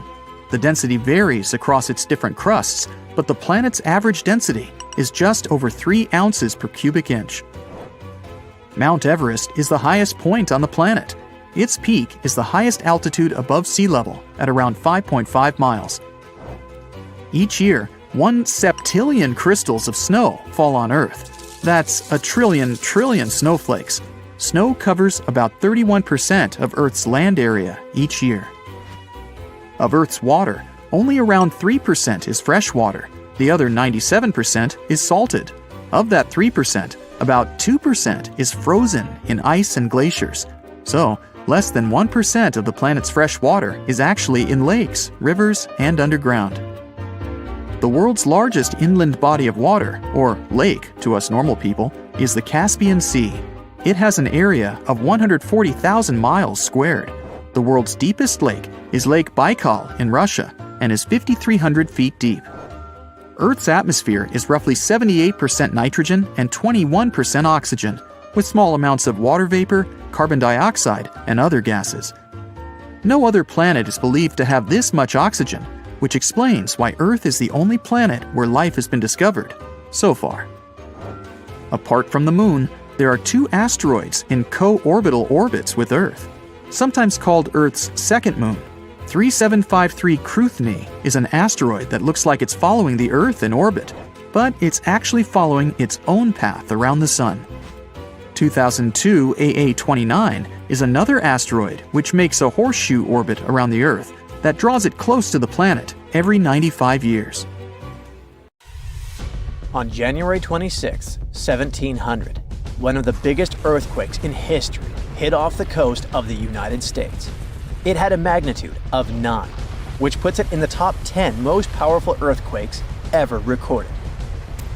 This earthquake triggered a huge tsunami and changed the coastline all the way from southern British Columbia down to northern California forever.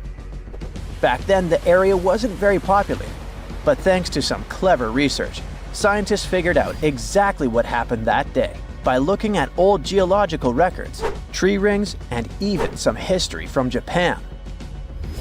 On the same day as the earthquake, a massive tsunami also hit Japan's eastern coast.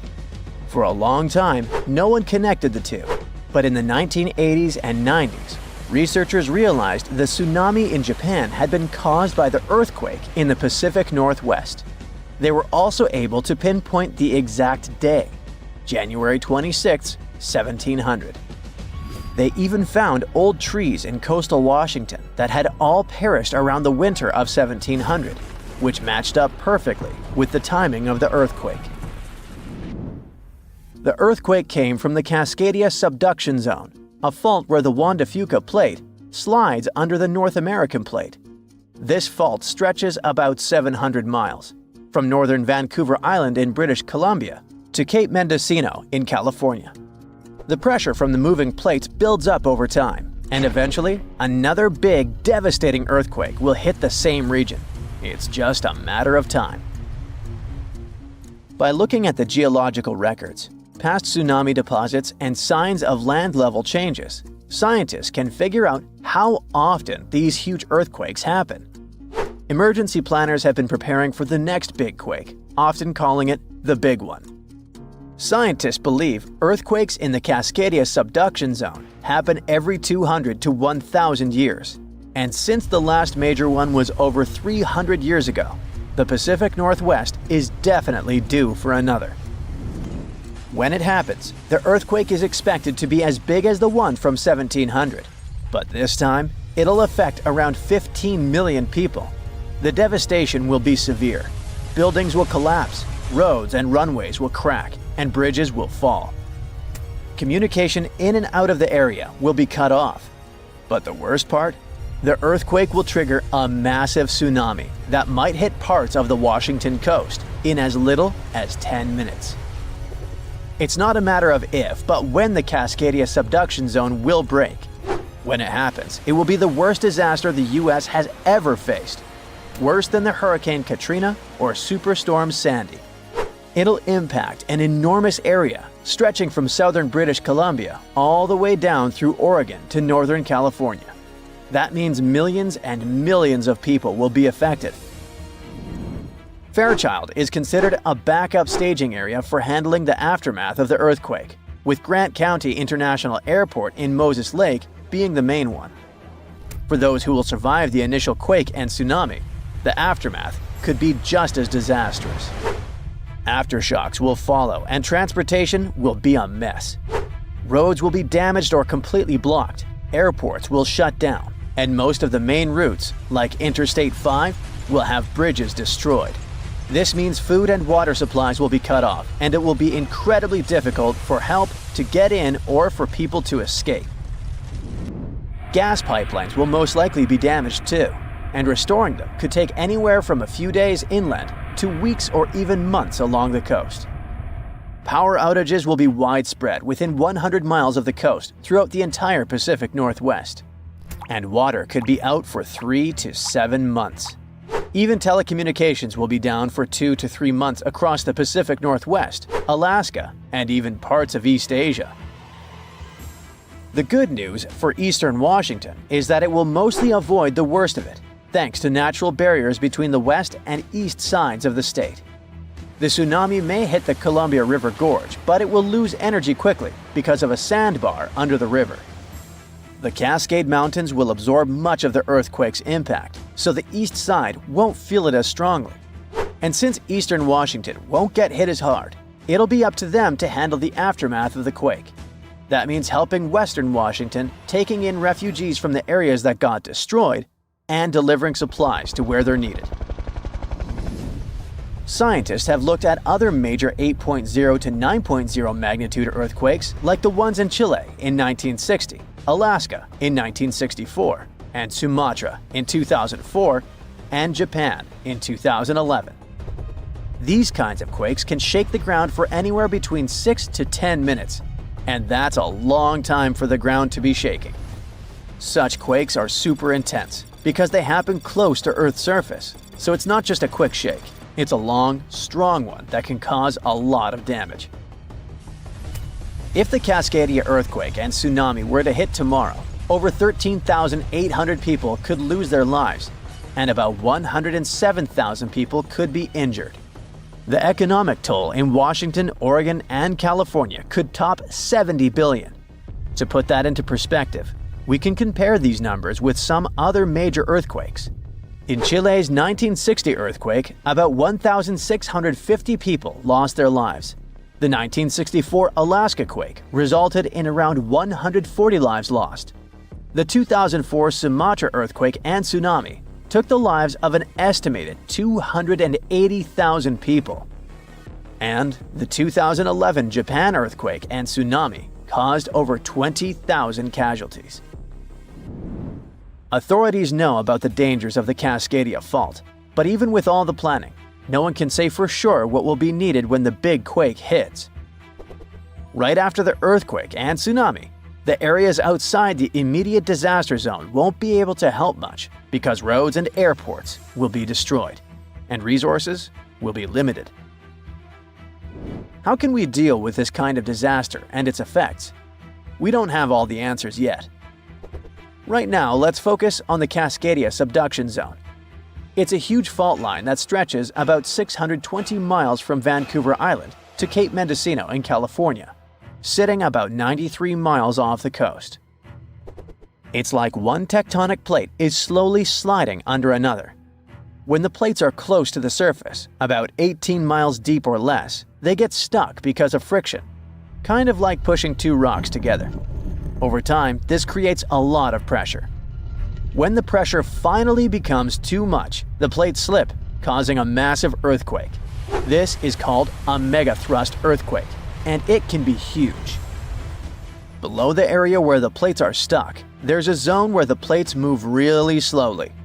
We're talking about just a few inches every few months. This slow movement helps to release some of the pressure, but it also builds up more pressure on the parts of the fault that are still stuck. This means that over time, it increases the chances of a huge earthquake happening. These massive quakes, called Great Subduction Zone earthquakes, can be stronger than magnitude 8.5. Megathrust earthquakes are the biggest earthquakes that happen. They can go over a magnitude of 9.0, which is insanely powerful. Just to put it in perspective, a magnitude 9.0 earthquake releases 1,000 times more energy than a 7.0 and a million times more energy than a 5.0. These earthquakes happen when a lot of pressure builds up in a part of the fault that's locked, which means the plate can't move past each other. When that pressure gets too high, the fault finally ruptures, releasing all that built-up energy in one massive shake. The Cascadia subduction zone is super long. That's why if it were to rupture all at once, it could produce a large earthquake. Scientists have studied this region and found that about 18 miles below the surface, the fault is completely locked. The plates there aren't sliding past each other. But deeper down, the plates start to slide more smoothly, causing less friction. This is important because it tells us how much stress is building up in that locked zone, and how it could eventually lead to a major earthquake. Phew, you can finally send that last report for the day and breathe out. The weekend is around the corner, but just when you're about to hit send, you're alarmed by the low rumbling under your desk. Is it the light rail passing by? Unfortunately, that's not the case. It's a volcano speaking. What, here? In Arizona? That's right, the ground keeps shifting under Arizona, reminding us that Earth is alive. No panic though, let's arm ourselves with some context. 20 American states have extinct, active, and dormant, currently sleeping, volcanoes. Among such states, you can find California, New Mexico, Nevada, Utah, and Colorado. On the bright side, Arizona's volcanoes are dormant at the moment, but it doesn't mean they won't go off in the near or not so near future. Now, how about traveling to Arizona to check the traces of its active volcanic past? They dot the desert landscapes of this state like spots dot a Dalmatian. There are entire volcanic fields southwest of Phoenix, east of Douglas, near Flagstaff, north of Kingman, and near the Mexico border. The most worrying thing about these fields is that even though they're not active at the moment, eruptions in this region might happen every 1,000 years or so. Well, the time seems to be up. The last powerful and destructive volcanic eruption occurred around 1,000 years ago at the Sunset Crater. Oh, this place is worth paying more attention to. And we will, but a bit later. First, we have to talk about hotspots. No, not that place where you can surf the web. In our volcanic context, A hotspot is a place where insane amounts of heat melt the overlying crust, Earth's thin outer layer, and form volcanoes. This heat rises from the mantle, which is located between our planet's dense, superheated core and the crust. Want to see an example of this type of volcanism? Welcome to the Hawaiian Islands.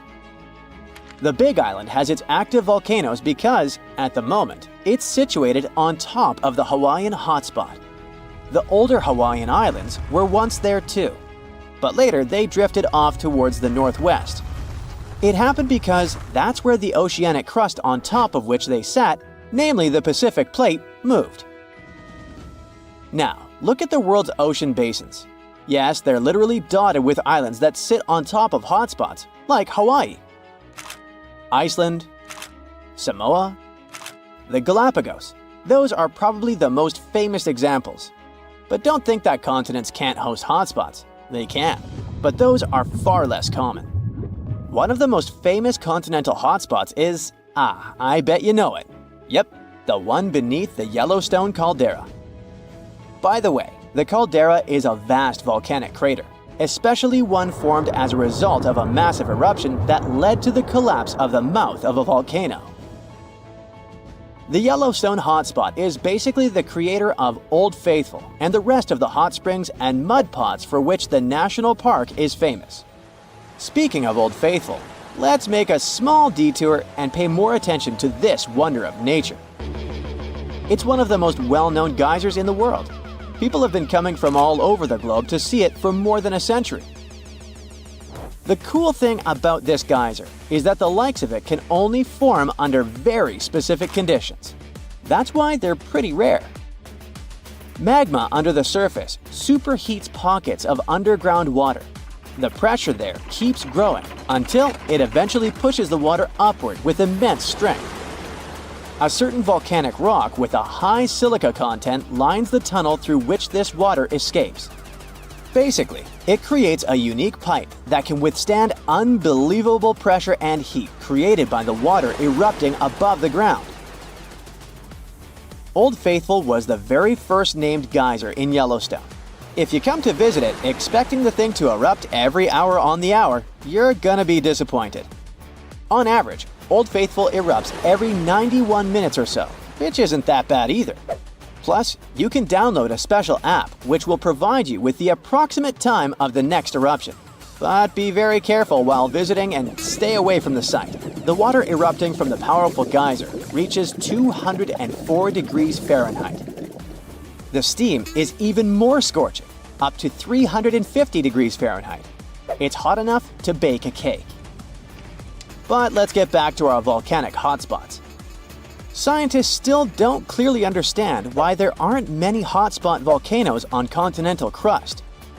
One reason might be that the continental crust is much thicker than the oceanic crust, which is about 4 times as thick on average. Another reason could be that most of Earth's crust, about 2/3 of it, is oceanic. This means that there's less continental crust for hotspots to form under. Now, I bet those of you living in Arizona will appreciate the following info. We'll talk about a volcanic field right in the heart of this state, the San Francisco Volcanic Field. That's a massive area filled with over 600 volcanoes. Yes, they're mostly small, but it doesn't make them any less impressive. They're scattered across 1,800 square miles in northern Arizona, a giant territory. Interestingly, scientists are still debating about whether this volcanic field is actually sitting on top of a hotspot. But one thing they agree upon, the volcanoes in this area get younger as you move east. And this pattern matches up with the North American plate moving west over what could be a stationary hotspot beneath the surface of our planet. Cool, huh? The volcanic hullabaloo in that area started around 6 million years ago. So, in geological terms, it's relatively young. As for the most recent eruption, it happened less than 1,000 years ago. The Sunset Crater, which I mentioned before, the one near Flagstaff, is the most famous vent from that eruption. The Sinagua people had to leave their homes at Wapatki Pueblo because of the eruption. That site is now part of the Wupatki National Monument. There, you can see how people lived in this volcanic region many years ago. If you go to explore this area, you'll notice that most of the volcanoes there are basalt cinder cones, small and steep. The Colorado Plateau has quite dry weather conditions. That's why the volcanoes haven't worn down much. Some of the best examples of those cones, like this one, called the SP crater, still look like they appeared yesterday. But look around. It's not just cinder cones. The San Francisco volcanic field also has a stratovolcano, as well as some lava domes that formed from volcanic rocks with more silica than basalt you can find in places like Hawaii. It means they're thicker and don't flow as easily. Anyway, the stratovolcano is going to be one of the most epic sights you'll come across while exploring this volcanic field. Well, not the stratovolcano itself, but the San Francisco peaks, the remains of that giant formation. They stand tall at more than 12,600 feet. That's 4.5 Burj Khalifas placed on top of one another. It makes the peaks some of the biggest landmarks in northern Arizona. They're not only stunning, but also sacred to the Native American people who have lived in the area for many generations. Now, unlike those super active volcanoes in Hawaii, the San Francisco volcanic field takes its time, thousands of years between eruptions. But you shouldn't relax just yet. Geologists say another eruption is likely to happen one day. It will probably occur in the remote eastern part of the field, away from big towns. Phew! And if that next eruption is anything like the one that formed Sunset Crater, it would be quite the show. Lava fountains and rivers of lava flowing. At the same time, the next eruption might not happen for centuries, maybe even millennia.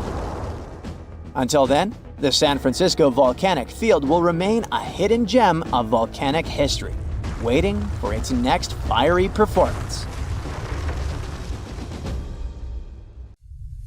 These ominous rumbling sounds, the ground shaking under your feet. Wait a minute, that's my tummy. Or it might be Washington State's Mount Adams waking up.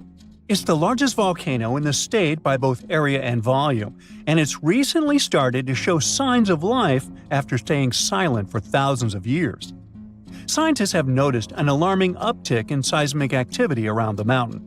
And since the last eruption here happened between 3,800 and 7,600 years ago, humanity was still in the Stone Age at that time. This sudden chattiness has scientists, let's say, curious.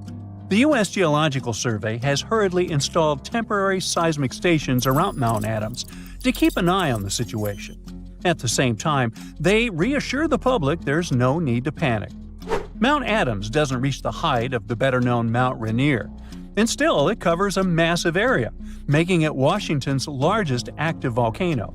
Interestingly, records show that before September of this year, Mount Adams had experienced an average of just one small earthquake every 2 to 3 years since 1982. And then, the Cascades Volcano Observatory and the Pacific Northwest Seismic Network detected a staggering 6 earthquakes in just 1 month, September. These quakes were all rather tiny, with magnitudes ranging between 0.9 and 2 on the Richter scale. It means they were so weak you wouldn't feel them at the surface. Plus, satellite imagery confirmed there was no ground deformation in the area. Now, at the moment, the USGS keeps Mount Adams' alert level at green or normal, so we shouldn't worry about the ground opening and swallowing towns and cities.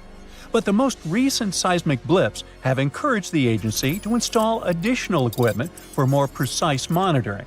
Such an expanded network will help scientists notice even the smallest earthquakes, which will help them understand what's happening under Mount Adams. This extra equipment might also shed light on whether this recent activity is a signal of future eruptions or just a random anomaly. If Mount Adams eventually erupted, it would likely produce slow-moving lava flows rather than explosive eruptions like Mount St. Helens.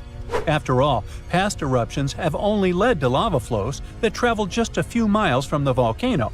So that's not what we'd need to worry about. A much more dangerous thing would be lahars. These are mud flows that can happen when volcanic ash, rock, and melted ice mix during eruptions. Lahars have occurred near Mount Adams without even eruptions. Rock, weakened by hydrothermal processes at the volcano's summit, suddenly broke loose, creating fast-moving, destructive mudflows. Exactly for this reason, the USGS categorizes Mount Adams as a high-threat volcano. While it doesn't erupt frequently, it still poses serious risks to nearby settlements. Another volcano we should carefully watch is Catla in Iceland. It's one of the country's most powerful and dangerous volcanoes. It last erupted over a century ago in 1918, but if it erupts again, it could be 10 times as powerful as another Icelandic volcano whose name I can't pronounce. See? That one erupted in 2010, completely disrupting air travel all over Europe. An eruption of Catla could release large amounts of sulfur dioxide, which could form sulfate aerosols in the atmosphere. Such aerosols reflect sunlight, which could even cause temporary global cooling. This phenomenon often followed catastrophic volcanic eruptions in the past. Although eruptions are common in Iceland, Catla's ash cloud would likely shoot higher into the sky and cover larger areas of Europe than that other one did. It would ground flights and negatively affect economies.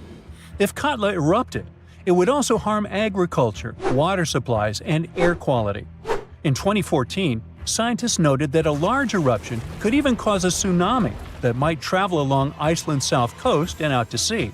But the potential impact of such a tsunami is still unclear. Catla tends to erupt on a regular schedule every 40 to 80 years, which means that another eruption is statistically very likely soon.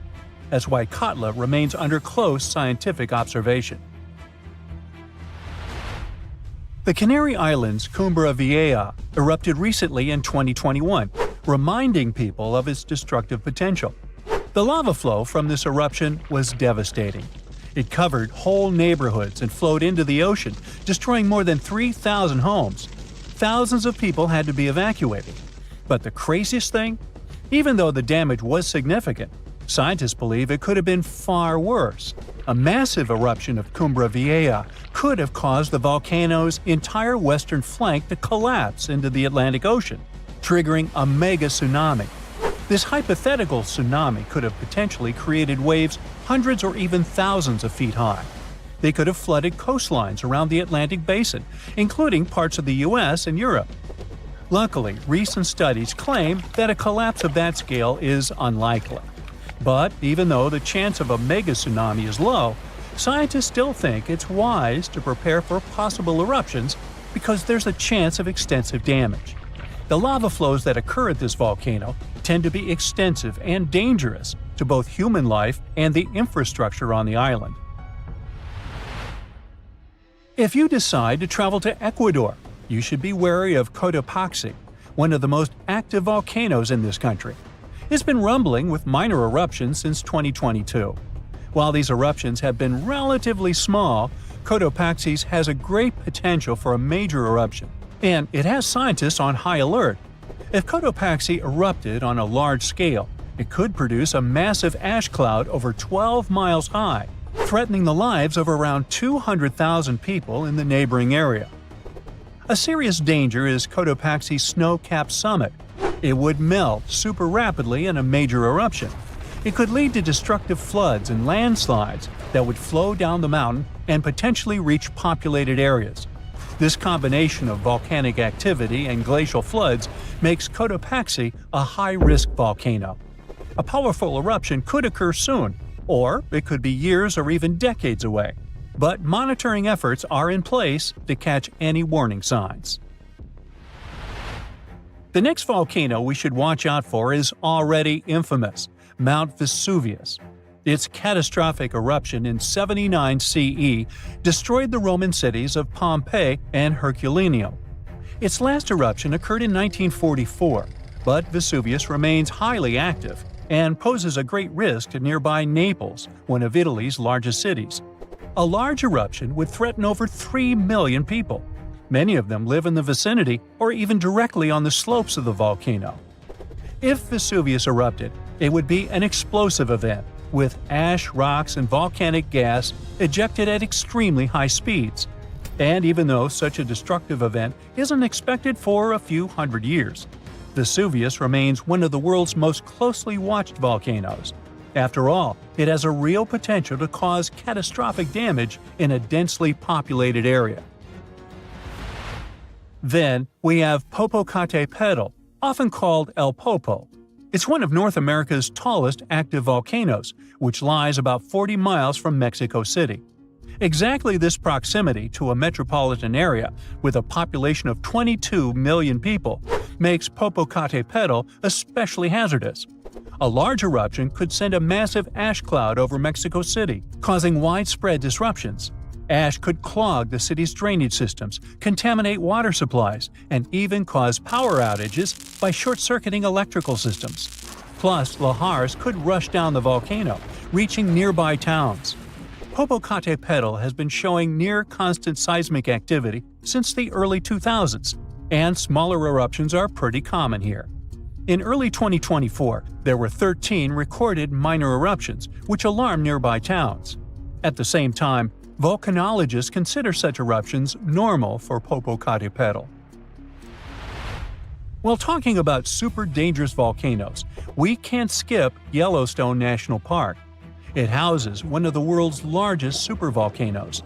Its last massive eruption occurred about 640,000 years ago. But if this monster were to erupt today, the impact would be much more devastating for the entire planet. States closest to Yellowstone, including Montana, Idaho, and Wyoming, would be most affected, likely experiencing disastrous pyroclastic flows. These flows, which are made of a dangerous mix of lava, ash, and gases, can obliterate everything in their path. Large parts of the country would also be blanketed in volcanic ash, over 3 feet in some areas. On a global scale, an eruption at Yellowstone would send tons of ash and gases into the stratosphere, potentially blocking sunlight and causing global temperatures to drop for a few years. This would disrupt agriculture, collapse transportation systems, and create food shortages on a massive scale. Still, even though there's a popular myth that Yellowstone is overdue for an eruption, geologists clarify that this isn't true. Volcanoes don't follow precise timetables, and the activity at Yellowstone doesn't indicate an imminent eruption. So yeah, that's good news. Imagine standing in the middle of Europe 40,000 years ago. The landscape is rough, cold, and unforgiving. Fast food is scarce, and there's no internet. Suddenly, from out of the woods steps a figure, stocky, strong, and with a face that is quite unusual. This human looks similar to us, but something about them is different. Their brow is heavy, their nose is broad, and their body seems to be built to fight nature itself.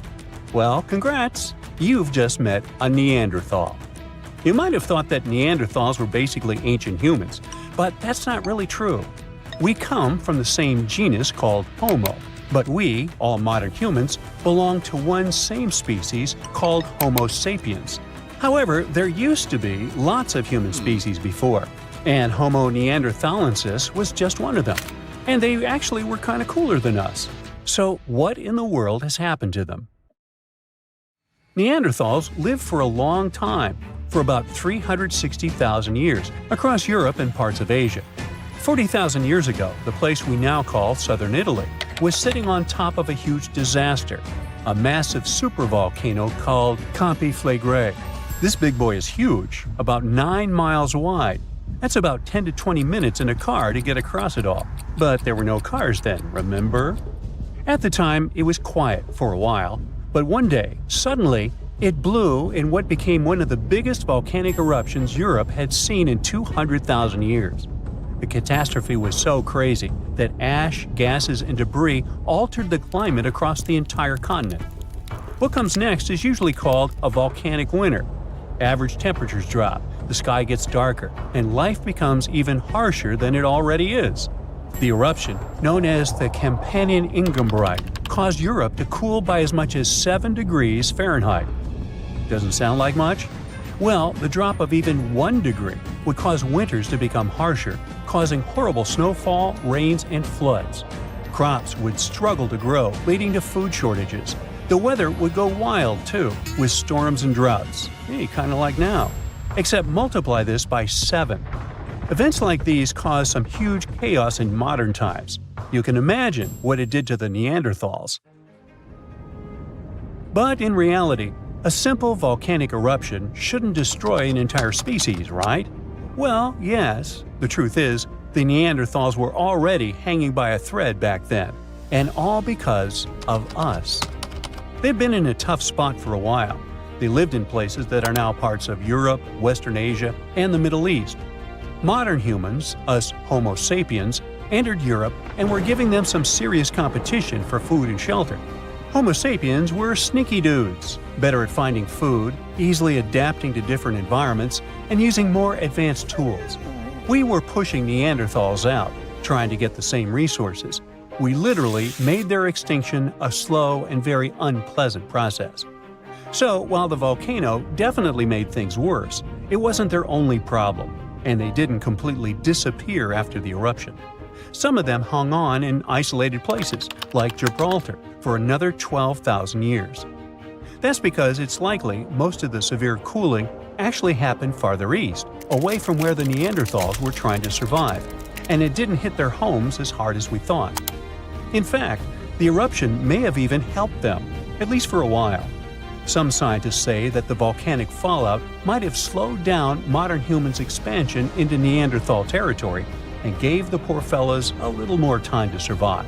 So, the Campi Flegrei eruption was a nasty event, but it only delayed the inevitable. Campi Flegrei is a wild card. It's also known as the Fields of Fire. The air itself there is thick with legend. The Greeks and Romans believed this volcano was the gateway to the underworld. Even an ancient Roman poet, Virgil, mentioned this in his famous story, the Aeneid. The hero Aeneas must descend into the underworld, and this place is exactly where he starts. Back in the day, this landscape was full of Roman villas, spas, and fish ponds. The elite had the time of their lives there. What they didn't know, though, was that they were standing on treacherous ground that could go crazy at any moment. The Campi Flegrei is not your typical volcano.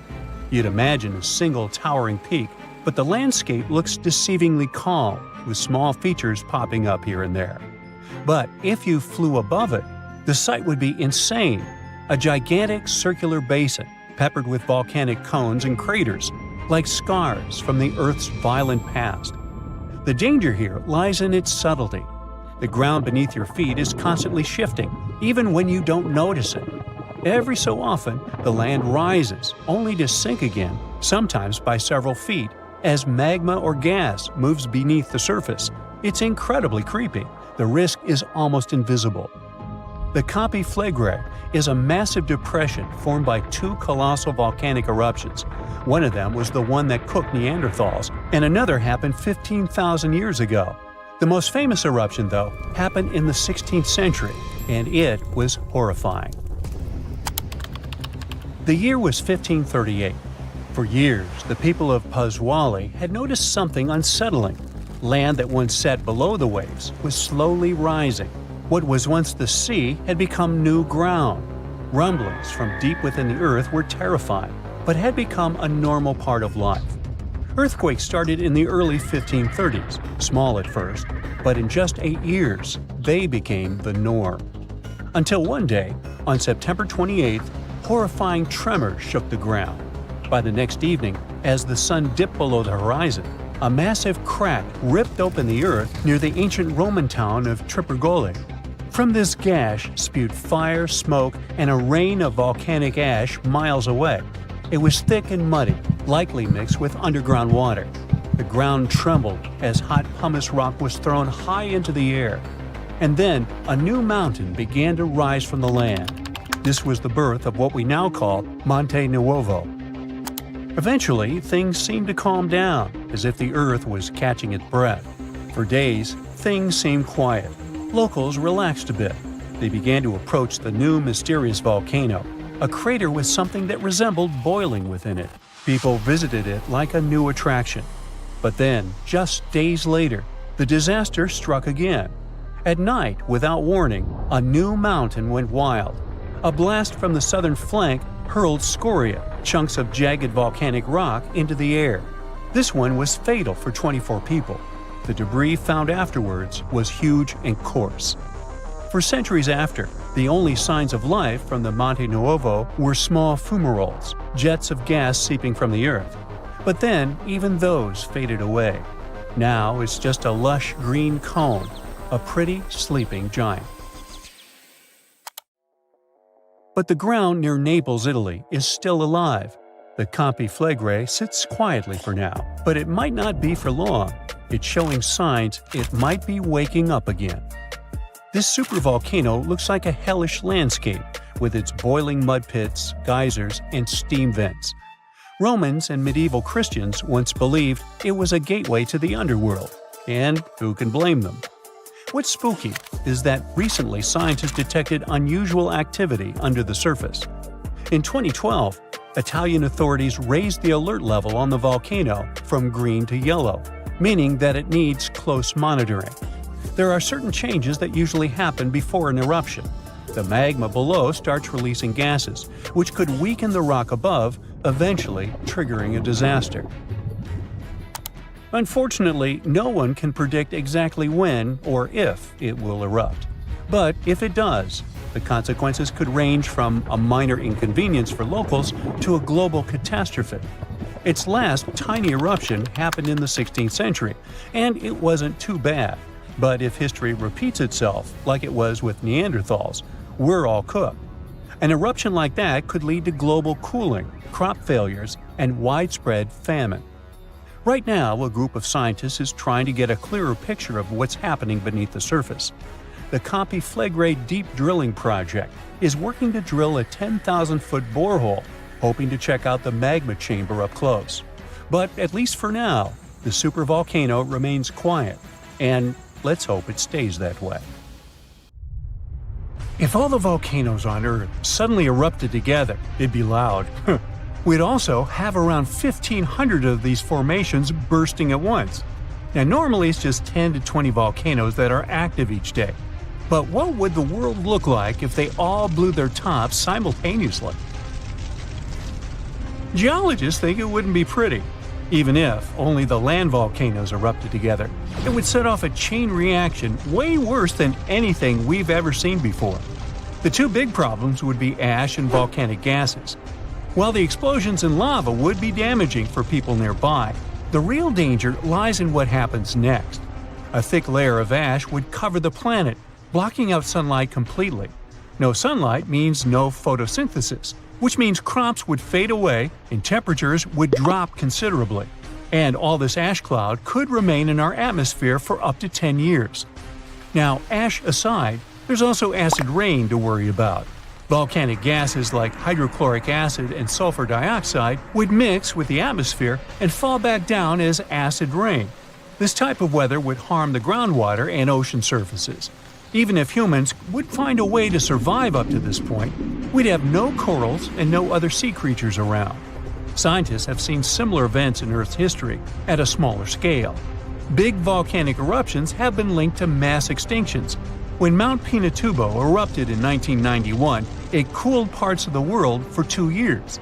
But the extra carbon dioxide from these eruptions could also heat the planet, the same way we turn our stoves to broil for that extra crispy layer on our casserole. Geologists also mentioned that there's evidence in our atmosphere that stuff like this may have happened in the distant past. During the Cretaceous period, carbon dioxide levels were way higher than today, which made it difficult for marine life to thrive. Who would survive all this?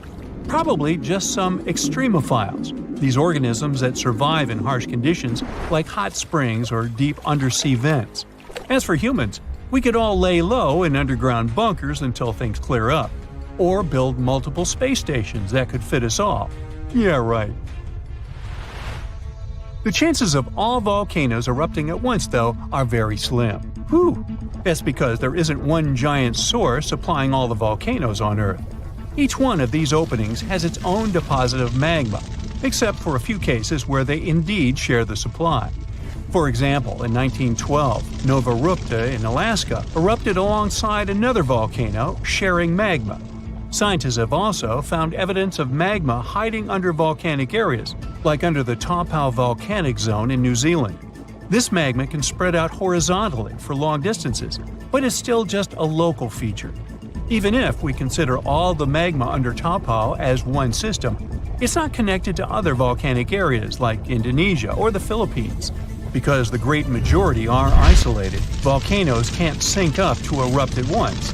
The magma comes from different processes like mantle decompression or adding water to the mantle through subduction. There's no way to make all these different volcanoes erupt together because of how tectonics work. Now, that doesn't mean we won't see interesting volcano activity in the future. Take an underwater area near British Columbia, where recently about 200 small earthquakes per hour have been noted. Deep beneath the Pacific Ocean floor, off the coast of Vancouver Island, magma is set to erupt, heating the water so much that it'll bubble like soda. However, this event will likely go unnoticed by anyone other than scientists. The anticipated eruption will most likely happen around 3 miles below the ocean surface.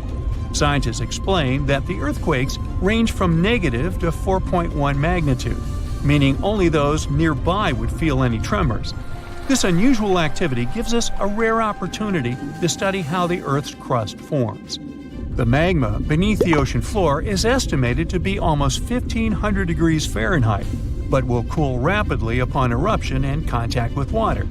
This runny rock will solidify upon contact with the seafloor, turning black quickly.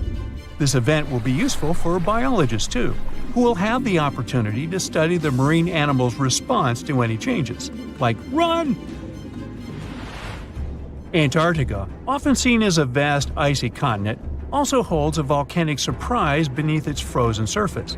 Researchers have identified over 130 under the western ice sheet alone, making it the largest volcanic region on Earth. Most of these volcanoes, about 90, were only recently discovered in 2017. But could any of these Antarctic volcanoes actually erupt? Well, it depends on which volcano we're talking about. While these formations are relatively young in geologic terms, it's hard for scientists to tell if they're still active or not. There are only 2 confirmed active volcanoes in Antarctica, Deception Island and Mount Erebus. The latter, standing tall as the highest peak on the continent, has been continuously erupting since at least 1972. It's known for emitting gas and steam, and sometimes even throwing out rocks in what are called strombolian eruptions. One of its most notable features is a persistent lava lake in its crater, a rare phenomenon due to specific conditions needed to keep the surface molten. For instance, it's fueled by a steady supply of magma from deep within the Earth's mantle. This continuous inflow of molten rock provides the material for the lava lake to exist. It also features low ambient temperatures. Despite its location in Antarctica, Erebus has relatively mild temperatures in its summit region because of the heat generated by the volcanic activity. This allows the lava lake to remain liquid rather than freezing over. Deception Island, another active volcano, last erupted in the 70s. While it's currently not showing signs of imminent eruption, it's being monitored closely for any concerning activity. Apart from these 2 being confirmed to be active, Antarctica is dotted with fumaroles, openings in the Earth's crust that release gases and vapors. Sometimes these fumaroles can create icy towers reaching heights of 10 feet. What we should focus on is maybe supervolcanoes. They're this type that has the potential to produce the most massive and destructive eruptions. Unlike the typical one, which has a single vent, supervolcanoes have a vast magma chamber beneath the surface, spanning tens or even hundreds of miles in diameter. Their eruptions can have catastrophic effects on the surrounding area and even impact global climate patterns because of the amounts of ash and gases they spill out into the atmosphere. One famous supervolcano is the Yellowstone one, which some say is gearing up for another eruption. It has the capacity to unleash a colossal eruption, spewing over 240 cubic miles of material. As much as we'd like to predict its behavior, volcanoes don't stick to a calendar. On the contrary, eruptions simply happen when there's enough magma beneath the surface. There also needs to be enough pressure for the magma to travel upwards. As far as we can measure, These conditions are not currently met at Yellowstone. Sure, many volcanoes operate on a cyclical pattern, but that doesn't mean Yellowstone is overdue. In fact, Yellowstone has had just 3 major eruptions over the past 2.1 million years. Also, the term supervolcano refers to the formation's size, not necessarily how fussy it is. Yellowstone's monitoring is extensive, tracking seismicity, ground deformation, thermal emissions, gas, water chemistry, and surface changes. Signs of an eruption would include thousands of earthquakes over a short period. We'd also see deformation on the ground and weird gas emissions ahead of time. Stable, as it might look like for now, the consequences of it having a major eruption could look ugly. Ash dispersion could blanket a 500-mile radius, potentially disrupting Midwest agriculture and clogging waterways. Ash and gas emissions into the stratosphere could induce global climatic effects, making our planet colder for several years. And yes, we've seen some research that it shows there's more liquid molten rock under the Yellowstone volcano than scientists believe. But that doesn't translate to imminent danger.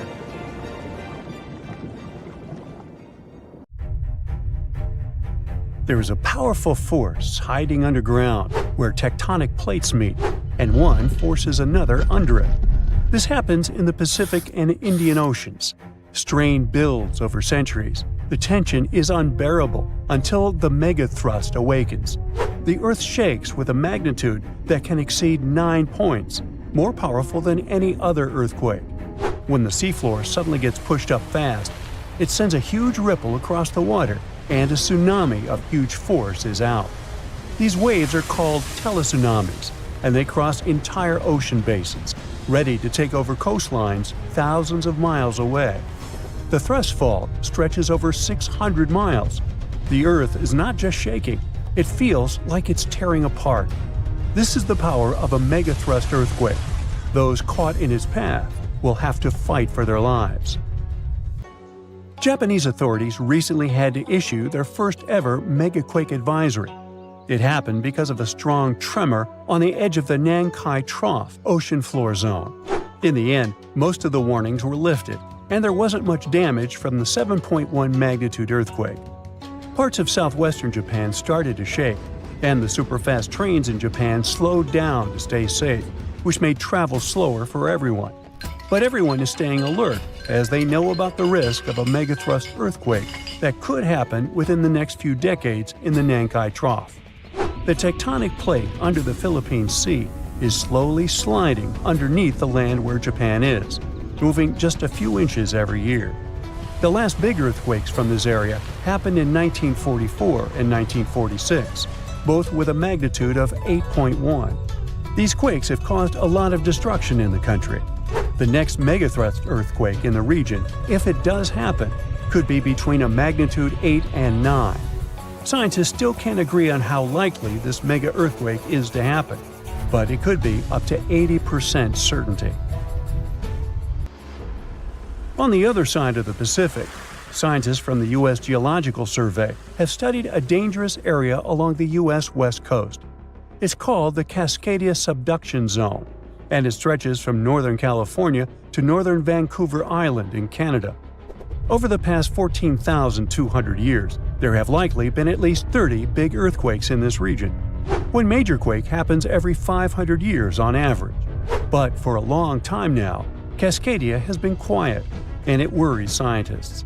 They think this might be because the area is locked, meaning the tectonic plates are stuck together and building up a lot of pressure. Eventually, the part of the seafloor could suddenly break and move by several feet. The shaking would be just 5 minutes, but it would create a powerful tsunami as the seafloor shifts that would last for 10 hours.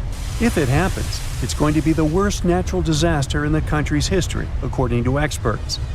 The ground on some inland hills could turn into something like quicksand. This would cause the hillsides to slide and crumble, taking down roads and bridges. Around 620,000 buildings could be badly damaged or even collapse, including about 100 hospitals and 2,000 schools.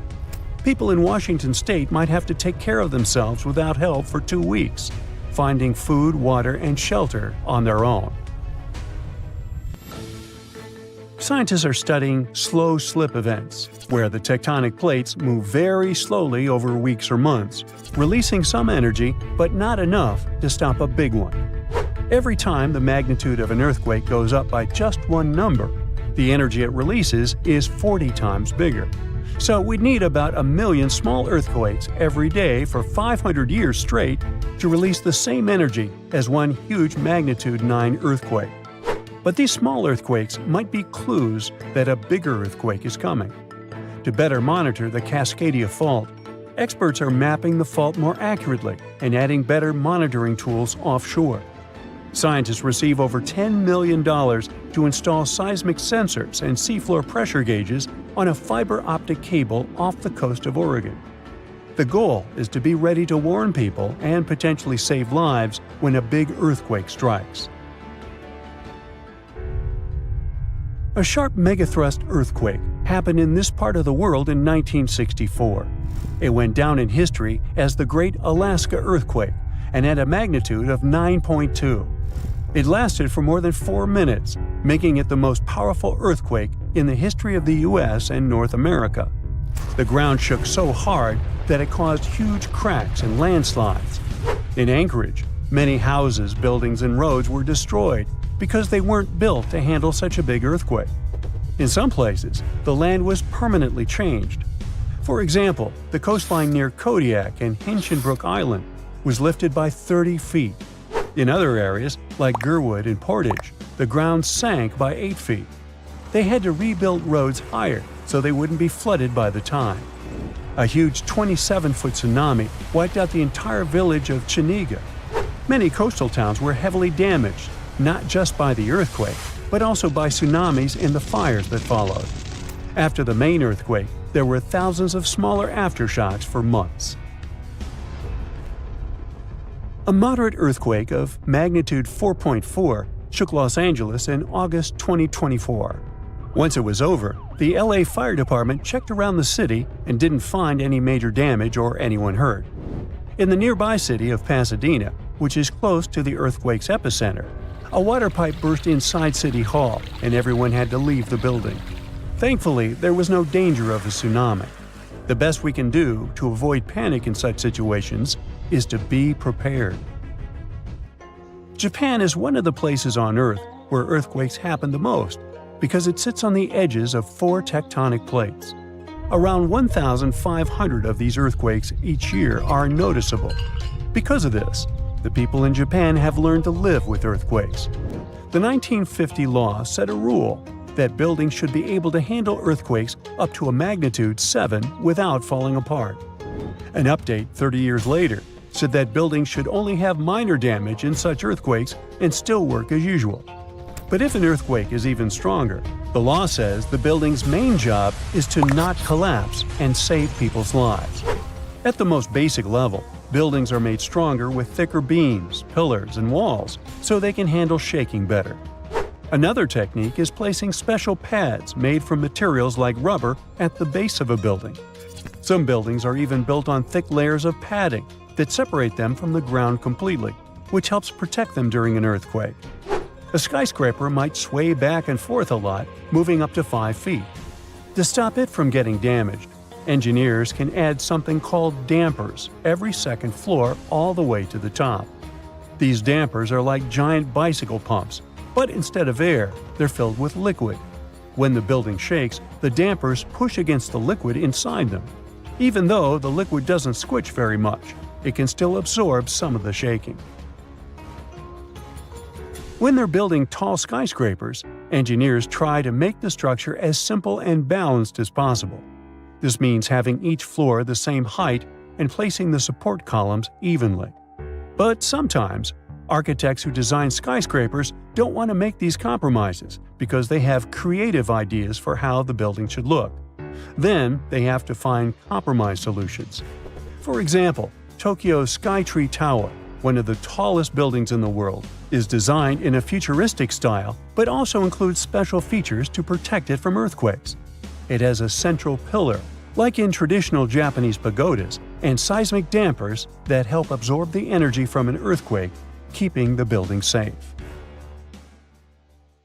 A magnitude 15 earthquake has the potential to completely destroy our planet and evaporate all the water in a matter of seconds, leaving Earth uninhabitable. Over 500,000 earthquakes happen annually, but none have a magnitude of 15. 90% of quakes occur in the terrifying Ring of Fire zone located around the Pacific Ocean. The ground there is like jello. It shakes almost constantly. The most powerful earthquake to have ever struck Earth had a magnitude of 9.5. That much power can lengthen or shorten the day. But there's probably an earthquake in the confines of your own home now caused by a speck of dust landing on a table. But it has a power of negative 15 magnitudes. Earthquakes happen when tectonic plates move. They're like Lego pieces that are not properly secured, and when they move up, down, or hit one another, the ground also moves, triggering earthquakes. This tectonic energy acts like a battery. It stores energy for a long time, up to 500 years.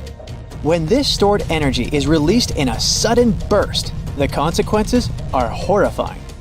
Even the strongest structures submit to this relentless force that leaves a trail of destruction in its path.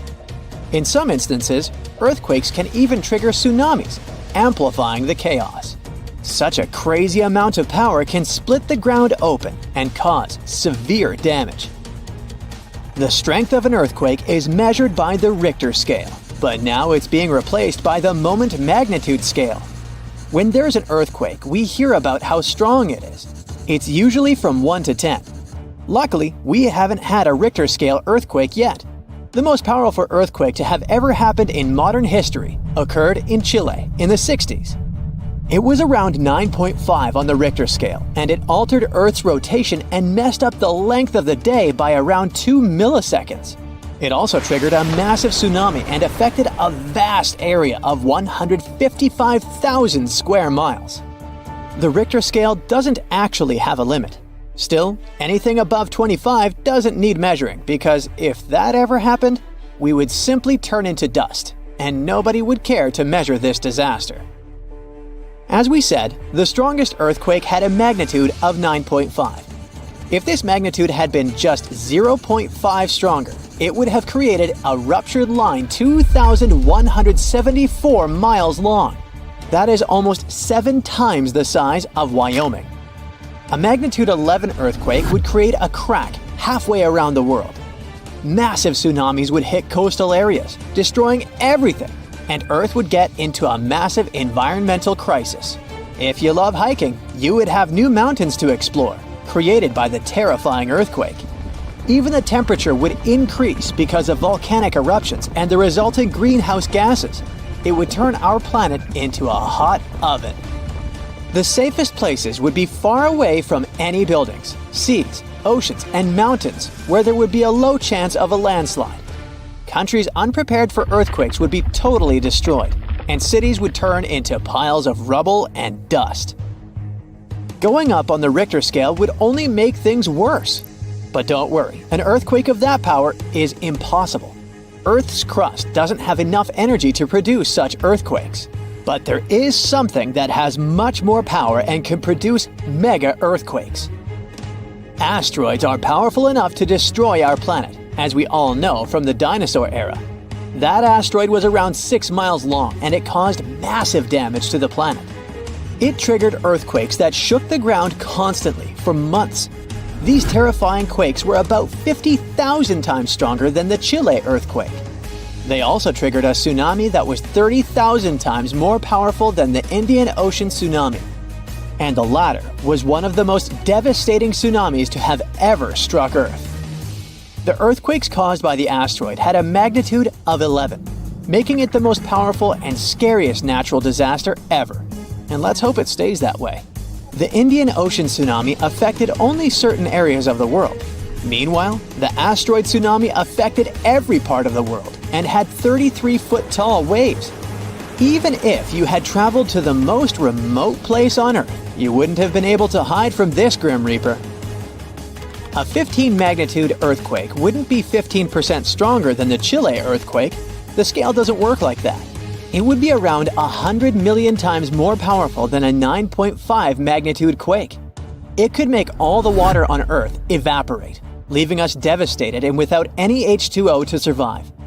All ecosystems would collapse, all food chains would be broken, and only some super strong bacteria would probably survive the impossible. That is only a fraction of the frightening things that could happen. The ocean is like the AC for our planet. Without it, Earth would be super hot. The ocean also serves as a shield from the sun's powerful rays. It acts as a heat absorber and cools Earth. Scientists think that the most dangerous thing would be the inability of Earth's crust to survive the violent shakes of the 15-magnitude earthquake. If our planet miraculously survived and didn't turn into dust, there would be massive openings in its crust. The ground would become gelatinous. It would randomly move up, down, left, and right, and no building would survive that. Our civilization would be brought back to the Stonehenge era. Tectonic movements like this are devastating. A similar thing happened in Japan when tectonic plates moved 165 feet from each other and then snapped back together, creating a 9-magnitude earthquake. No place on Earth is immune to this bone-chilling natural phenomenon. Still, certain places have higher chances of being destroyed than others, like the Ring of Fire, where 90% of earthquakes happen. This is a place where earthquakes are almost everyday occurrences. The Ring of Fire is located in the Pacific Ocean. It forms a ring around the continents that surround the Pacific. There, several tectonic plates meet, creating highly unstable ground. To make the problem much more terrifying, 75% of active volcanoes are located in this area. 90% of dormant volcanoes are also there, making this place extremely dangerous. Scientists carefully study this region to find a way to predict when the next earthquake might strike. The Ring of Fire is not the only place at risk of earthquakes. In California, along the San Andreas fault line, 2 tectonic plates have been storing power for more than 200 years. The San Andreas Fault is 715 miles long and has the potential for a massive earthquake. This region has its fear of violent earthquakes like the one that happened in San Francisco in 1906. It had a magnitude of 7.8 on the Richter scale. Scientists' predictions are terrifying. They say that the chance of a 6.7 magnitude earthquake is very high in the area. If all hell starts to break loose, you should know how to survive. Avoid anything that might fall on you, like windows, closets, or unstable ceilings. The official phrase from emergency experts is drop, cover, and hold on. Stay low to the ground. Hide under something stable like a table, and remain there until the shaking stops. Make sure to stay in your shelter for another minute or two, just in case there are aftershocks or loose debris. Use your nose and smell for gas. If you do smell it, don't turn the lights on or do anything that might ignite it. Stay strong and be safe. Massive tsunamis, destructive tornadoes, giant meteorites, devastating earthquakes. Ooh, better have insurance. But all these are minor natural disasters compared with the eruption of a volcano. Some volcanoes can destroy a city, as it was with Pompeii, or some islands in the Pacific Ocean. But there's a dangerous type of eruption that can destroy all life on the planet. This type is called flood basalt. But first of all, let's figure out what a volcano is. Rivers of hot liquid metals and incandescent rocks flow deep inside our planet. And the deeper it gets, the hotter they are. The source of this hot mass is the mantle, which is the middle layer of Earth, located between the core and the crust. These fiery streams are called magma, and it flows everywhere. But we don't feel its heat because of the thick layer of our planet's crust. Magma is lighter than the crust, so it always tries to break out to the surface. And in some places, it succeeds. At the junctions of tectonic plates, it splashes out when one plate moves under a thicker one. When magma reaches the surface, it becomes lava. This substance burns the ground around and cools down quickly. It hardens and forms a new layer of rock. The following splash of magma falls on the top of this layer. Thus, a mountain appears layer by layer over millions of years. And in its mouth, a fault of tectonic plates splashes out magma. This mountain is called a volcano. It spits lava and ash into the sky, then falls asleep, and wakes up again during seismic activity. Now imagine that several giant volcanoes begin to splash out an infinite amount of magma. It just doesn't end and covers an entire continent. This is a flood basalt, and one day it did happen. About 252 million years ago, in the northern part of our planet, a lot of magma accumulated under Earth's crust. Trillions of tons of hot rock were concentrated in one place on a gigantic territory, and gradually, all this fiery energy began to seep out of the ground. Hot gas started to come out in different places in this territory. The ground shook endlessly, and the crust rose hundreds of feet, all pointing to the approach of an imminent catastrophe. And then, at some point, magma began to pour out. Giant fountains of fire burst out of the ground. Do you know these geysers in Iceland? So imagine the same things, but dozens of times higher and with hot lava and ash instead of water and steam. The ash and lava flows were so strong that they reached the clouds. Under Earth's crust, there was a gigantic bubble of magma, and it squeezed out fiery jets under the pressure of rock and ground. The rift was getting bigger. Magma was flowing out everywhere. It began to fill the entire North Continent. The flood of lava spread wider and wider. The streams of molten rock seemed endless. Layers of molten basalt rock overlapped one another, forming a giant tsunami of lava 160 feet high. It poured out of the ground for hundreds of thousands of years, flooding forests, rivers, lakes, and meadows. At the same time, billions of tons of volcanic ash rose into the sky, which could lead to a volcanic winter, since sulfur dioxide in the ash reflected the sun's rays. This might have lowered the temperature on the continent by several degrees. Then, dust and ash probably condensed and formed giant clouds that watered the surface with toxic acid rain. But after that, the cooled lava formed a giant thick shield, preventing magma from seeping out of the endless fire bubble. The global catastrophe was over, but only for a short time. Trillions of tons of magma were still flowing under a thick layer of solid basalt. The fiery rivers couldn't reach the top, so they spread out to the sides. As a result of this expansion, huge nets were formed under the thick rock.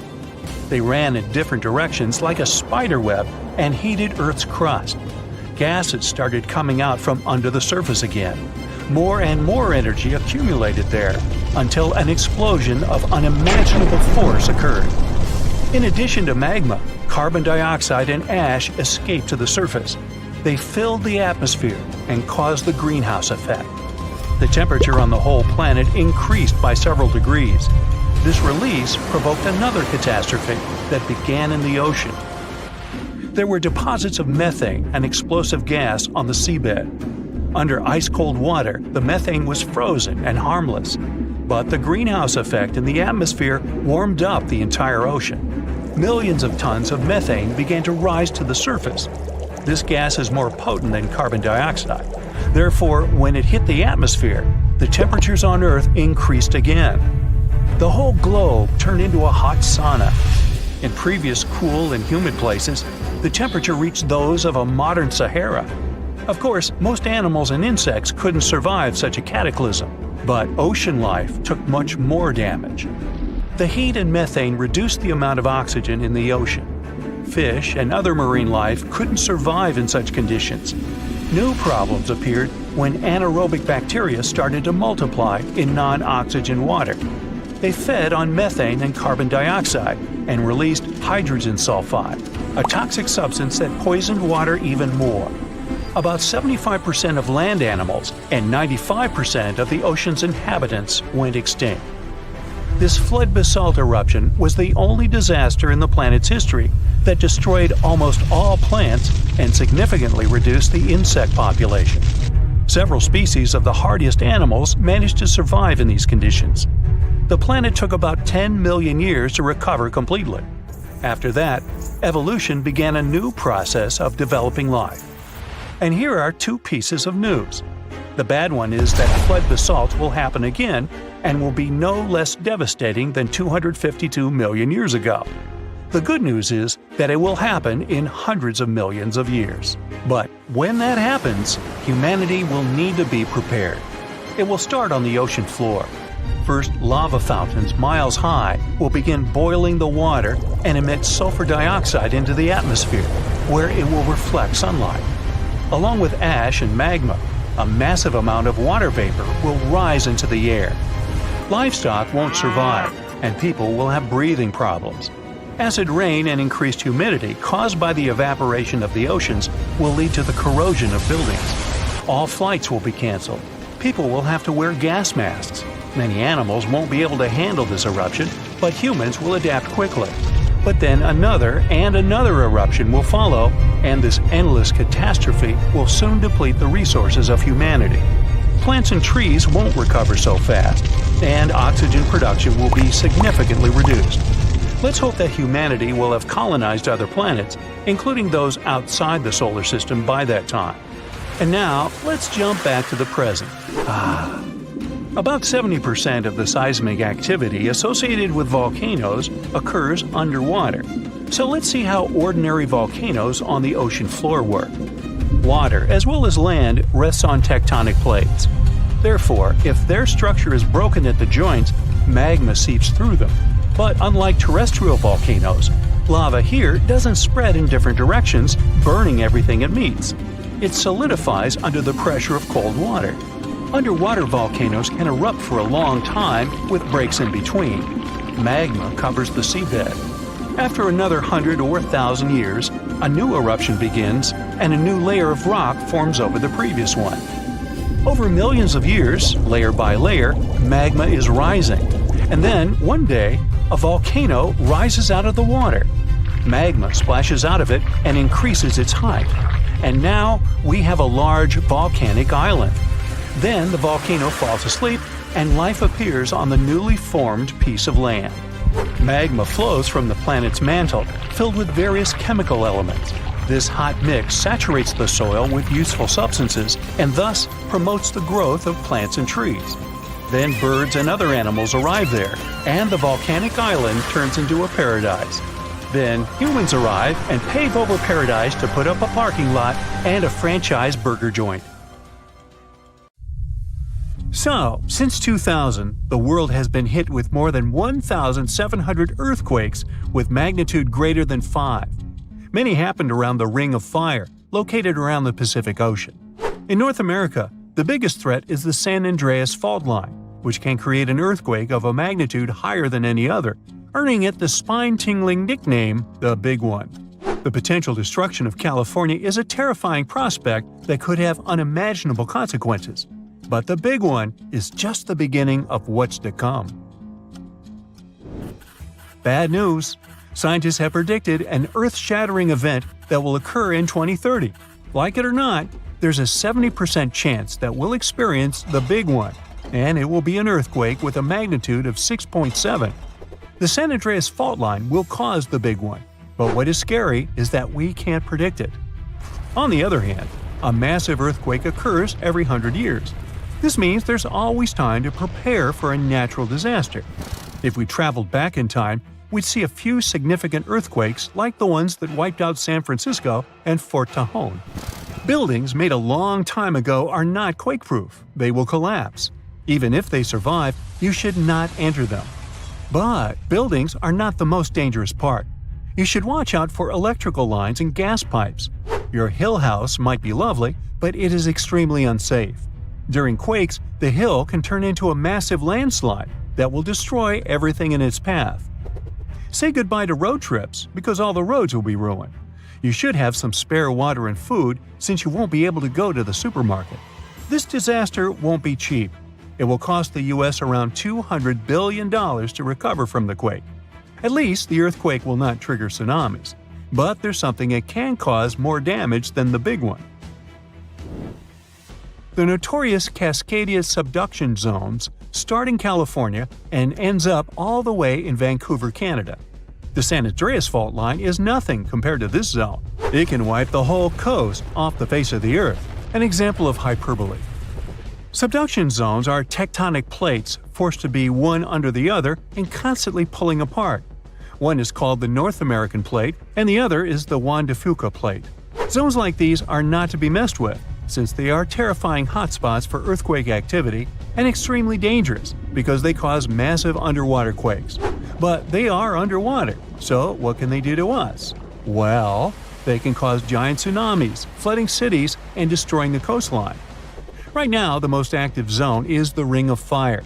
The Cascadia zone might be less active, but it is like a sleeping beast that can wake up and destroy everything in its path, causing a groundbreaking earthquake. The last time all this stress was released was in the year 1700. Unlike the San Andreas quake, this one will cause massive tsunamis and much bigger shocks. Let's hope you'll be camping in an open field at that time, because most buildings and bridges will likely be destroyed. Also, be ready for the aftershocks, as they'll be devastating. Nature won't be spared either. Landslides will change animals' habitats. Even our homes will be changed forever. Luckily, there is a light at the end of the tunnel, and scientists are doing everything they can to ensure our safety. New rules are implemented. Every new building must be able to withstand massive shocks. They're developing modern warning systems, and every new infrastructure must follow strict quake-proof guidelines. The Juan de Fuca and the North American plates are locked together, but they won't stay like that forever. When they unlock, get ready for a massive shake. The closer you are to the epicenter, the more damage you'll experience. But even if you are lucky to be far away, you may still feel the ground shaking for some time. Now, if we compare the Cascadia subduction zone and the San Andreas fault, we'll see how much more dangerous the Cascadia zone is. In 1994, there was an enormous 6.7 magnitude earthquake in the Northridge area, close to the San Andreas fault. Sadly, many people didn't make it, and some were injured. Back then, buildings were not strong and earthquake-proof, and many of them were damaged. The Cascadia subduction zone can potentially cause a magnitude 9 earthquake. A magnitude 6 quake has the power of around 44 million pounds of dynamite, but a magnitude 9 has the power of 44 trillion pounds of dynamite. The strongest ever recorded quake was in Chile. Its magnitude measured 9.5, and it destroyed most everything. So let's say you've survived the quake, but the struggle is far from over. Soon after, a massive tsunami will strike, with waves that might reach up to 100 feet in some areas. That's so unlike the San Andreas earthquake, which can't produce any significant waves. So say goodbye to your beautiful garden, since salt water will destroy trees and plants, changing the environment for a period of time.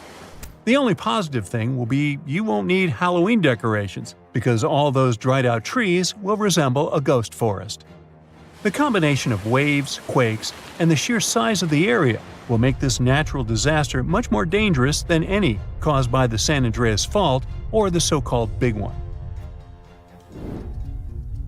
A quake similar to this happened around 300 years ago. Many more have been recorded in the past 3,500 years, proving that they continually occur every 400 to 600 years. So, technically, we have around 100 to 300 years before the next big one hits. We still have no idea how exactly the Cascadia subduction zone works, because we discovered it in 1970. This zone is super scary because it can cause big earthquakes. It was found by accident when researchers studied the Ring of Fire. They wanted to know if this area had caused any trouble in the past years, and the proof was under their noses. In Washington, there is a horror forest where nothing has been growing for years. When researchers tested the soil, they found a tremendous amount of salt. They put two and two together and concluded that a massive tsunami had been the reason. Experts still didn't know when the forest was destroyed, but Japan kept records of a gigantic earthquake that had a similar effect. It was the one that happened in the year 1700. There is a 1 in 3 chance that the next one will occur in 2050. You must know how to survive the Canadian earthquakes and make it out unscathed, so listen carefully. Those who live in this area have almost no experience with earthquakes like this one. Surviving the quake is relatively easy, but the tsunami coming afterwards is the real danger. After the shake, find the highest ground and go there. Only bring the essentials, like food and water. Yeah, leave your baseball card collection at home. After the first hit, don't try to go down. Seismologists say that most likely there will be a few more waves, and they have proven this. On the 22nd of May 1960, Seismologist Jerry Eston and his 4 friends went to Hawaii to see an expected tsunami that was to happen around midnight. They set up their gear on Wailuku Bridge with an escape route planned. This bridge had been destroyed in the previous tsunami, but the new one was much taller and better. After midnight, the water was 4 feet above the average level. The second wave hit a half hour after midnight, and the water rose another 9 feet by 1 a.m. The water started going down and dropped by 7 feet, but the horror was far from over. Next, they saw a wave that was around 20 feet tall. This shows us that tsunamis are unpredictable, and we should listen to experts to stay safe.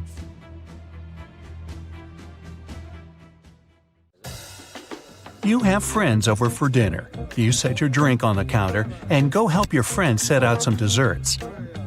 When you get back, you notice the liquid in your cup. It's sloshing around and the ice cubes look like ships on a rough sea. Now you feel it too. On the ceiling, the chandelier is swinging like mad. Then you hear someone scream, "Earthquake!" The house and everything in it is rocking back and forth. You try to run for cover, but the shaking keeps you stuck in place, fighting to keep your balance. The cabinets look possessed, and glasses and dishes fly out and smash on the floor. The bookshelves topple over, and everything hanging on the walls sways and falls off. You duck under the dining room table, trying not to get hurt on all those broken dishes. Yeah, you've been through earthquakes before, but none like this. Checking your phone? Typical, no signal. You can't believe what's about to happen. The screams get louder, and suddenly the whole house collapses. The biggest earthquake ever recorded happened in Chile in 1960. Disaster came in the afternoon, just when everyone was out enjoying themselves. To cause serious, life-changing damage, you need to have a magnitude of around 7 or so on the Richter scale. This one was 9.5. This part of Chile is smack dab on the so-called Ring of Fire, the most active volcanic and seismic area in the world along the Pacific Rim. The initial shaking lasted around 10 minutes, and after 2 days, many aftershocks were still strong enough to set off a volcano in the south of the country. But that's not where it ended. The earthquake unleashed a series of tidal waves all over the Pacific Ocean, with some reaching over 80 feet high. The waves and earthquake were so strong that they even affected Hawaii, Japan, and the Philippines. It caused around $500 million $1960 worth of damage. Many were left homeless. Much of their infrastructure was smashed too. Buildings as far as the eye could see were toppled, and debris piled everywhere. Scientists estimate that this earthquake was so powerful, it shifted the Earth's axis, making our days 1.26 microseconds shorter. That might not seem like a lot, but think about it. Just one natural disaster was strong enough to make time move. Many of the coastal cities were flattened and floods were widespread. The economy spiraled downward. According to studies, if this earthquake happened today, it caused more than $20 billion in damages. So what would happen if an earthquake twice that size hit without warning? For starters, you'd likely feel the effects even further away. Tidal waves wouldn't just hit the coasts of Japan and the Philippines. They would move even further to China, Korea, Vietnam, and even Australia. And those waves would be significantly higher than 80 feet, perhaps double that. That's like 8 giraffes piled on top of each other, surfing your way. If you lived by the coast, you'd notice the waves. If you saw the water recede way back so you could practically see where all the fish call home, you'd know it was time to run. Chances are that a tsunami's heading your way. Say it really happens. You're caught under the wreckage, not knowing what's going on. You manage to free yourself and escape to the fresh air. And you're not alone, because all the houses in the neighborhood have turned into piles of bricks and rubble. The bridges have also collapsed, leaving people stranded on either side. You look around, dust yourself off, and rush to find help. Fire trucks and ambulances drive between the broken-down cars and rubble. You try to make it to your car, but the aftershocks are still hitting, and you're getting tossed to the sidewalk. With all the cell towers down, you can't call anyone on your phone. Your knees are shaking, but you manage to power through. Once you reach your car, You see it crushed under a boulder, like a giant soda can. You continue on foot and eventually reach downtown. It looks as if some giant got angry and knocked all the buildings down. You push forward and try to see if you can find some help. Without warning, your phone vibrates. You check it and see 1,000 notifications about a 20-magnitude earthquake. You're still shaking, but that's all you. The ground is still for now. Uh-oh. You hear something in the distance, racing towards you. To your right, you see tidal waves as tall as buildings charging at you. Still in shock, not knowing what to do, you now come to your senses and run. You don't even know which way to go. There's a tsunami right behind you, and in front of you are broken down buildings with rocks and concrete still falling everywhere. Wait, there's a building that's somehow still standing. You need to get on top of that thing. You reach the elevator, but it's jammed. Not surprising. You bolt up the stairs as fast as you can, tripping on broken glass and plaster, but always managing to get back up. You look out a window and see the water. It's so close. You're nearly at the top. A few more flights and whoosh. The water forces its way into the building and drags you down at least 2 floors. You can barely see anything. Still, you know you must swim up. But the water keeps forcing you downwards. After about 30 seconds, you manage to swim your way out and continue climbing to the top. You scramble to the top floor and collapse on the roof. You're safe for now. The tidal wave is still going strong, plowing its way through the ravaged city center. Your phone is now waterlogged and useless. You have a perfect 360-degree view of your town covered in water and debris. The ground starts to shake again. Maybe you'll just sit around until this is all over, waiting for the rescue helicopter. But then, a loud explosion that almost breaks your eardrums shakes the ground even more. Off in the distance, smoke is rising, and soon it covers the entire sky. Darkness hides the morning sun. That's when you can see lava shooting up into the air and landing nearby. The lava forms into a river, flowing its way into town block by block. With this much seismic movement and the high intensity of the earthquake, the world's tectonic plates have shifted so that magma is pushing its way to the surface. From the earth, steam begins to vent. Then the heat hits you. You see the magma cover the ground like a blanket, eating up every car in its way. What's worse is that the magma is melting the foundations of the buildings that managed to withstand the earthquake and the tsunami. The buildings in the distance are now sinking and collapsing into the raging lava pool that's replaced your town. One by one, every building descends. That means, uh-oh, the building where you're standing is also swaying. It's about to fail. That's when you see the light. You look up and see a helicopter above in the distance. You wave your arms, run around, jump, anything to get noticed. And it works. The chopper makes a few circles and finally drops you a rope ladder. As you're lifted in the chopper, you take a good look at the world below you as it wriggles around like noodles in a strainer. You land a few miles out and are immediately treated by a doctor in an emergency triage center. You were one of the lucky ones.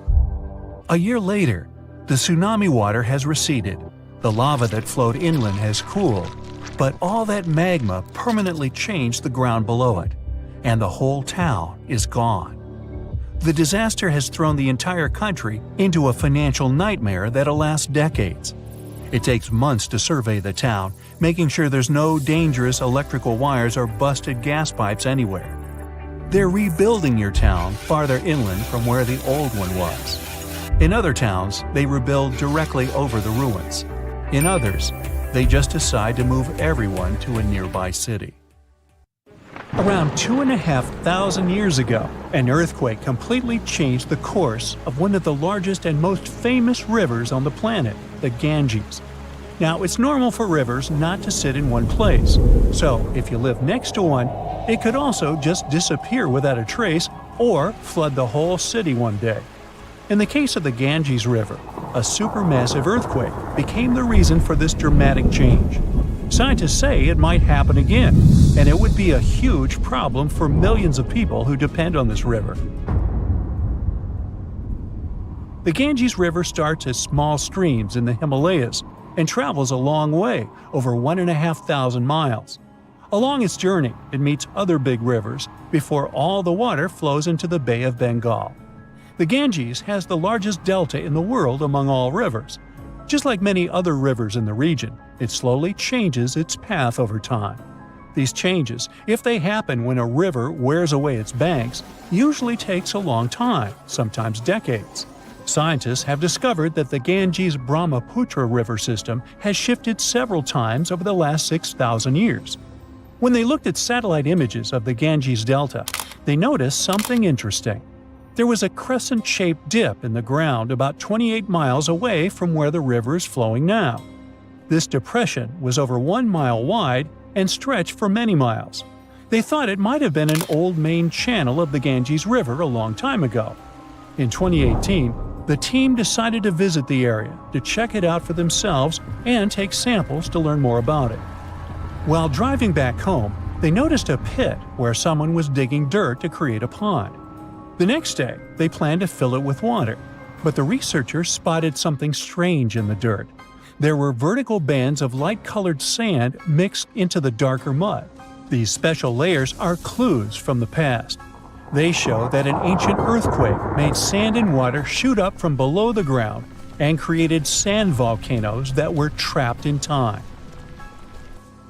The scientists studied the sand and mud and figured out that these earthquakes happened around 2,500 years ago and were strong, with magnitudes of 7 to 8. The epicenter was over 110 miles away from the main stem of the river, but it was powerful enough to displace it. It could have affected around 140 million people. The Ganges-Brahmaputra system is close to spots where Earth's tectonic plates meet, so earthquakes happen here often. There's no danger right now, but scientists think that another massive earthquake could happen in the next few hundred or thousand years. It could threaten up to 170 million people. That's about half the population of the U.S. No one can predict exactly when an earthquake will happen or how strong it will be. Learning how earthquakes in the past moved rivers helps scientists figure out patterns and make guesses about similar events in the future. This knowledge could help us prepare better and create safety plans before another big earthquake strikes. Now, the Ganges isn't the only river at risk.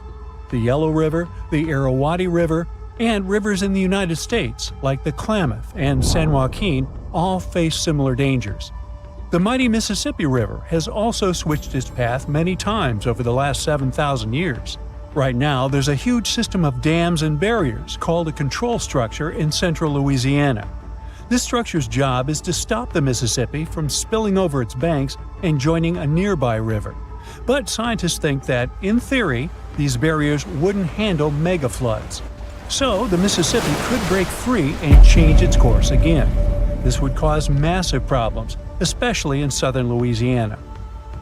One of the recent examples when a river changing its course caused disaster was the Kosi River in India. In August 2008, over just a few days, the river's path shifted by almost 60 miles, which is a huge change. Floods happen in some parts of the state rather often, but they hadn't seen such strong ones in over 50 years. They affected around 1,000 villages and 3 million people, and about 1 million people had to be evacuated to safety. Since many of these people hadn't faced floods in so long, they weren't ready to handle it quickly. It caused even more damage to their homes and lives. Scientists have been trying for decades to figure out what exactly makes rivers suddenly change their course. A new study explains that two things work together to make a river to do it. This process is called avulsion. First, there's the setup, which is like building up tension before something big happens. Over time, sediment, sand, dirt, and other stuff carried by the river gets deposited in certain places. It either raises the river above the land around it or makes a nearby slope steeper than the river's current path. Then there's the trigger, which is like the final straw that makes everything happen. This trigger could be a big flood, an earthquake, or even something like a pile of logs blocking the water. Now, researchers looked at satellite images of about 170 cases of avulsion from the past 50 years. They noticed these events happen most often near river mouths and near mountains. Rivers were about 3 times more likely to change course in these places than in the areas between them. They also studied 58 river channels in detail, using super clear maps to measure super elevation. That's how high the river is compared to the land around it. They also measured slope advantage. That's how steep a new path might be compared to the river's current one. They found that near mountains, rivers often pile up so much sediment that they become super elevated and spill over.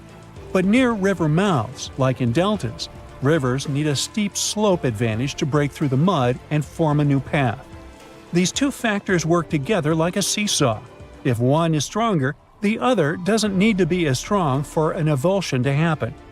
To figure out where a river might go if it changes course, the researchers created a smart computer algorithm. This tool uses maps to measure the terrain steepness and the river's flow to predict where the river might move. They tested it on 10 past avulsions, and it correctly guessed the path every single time.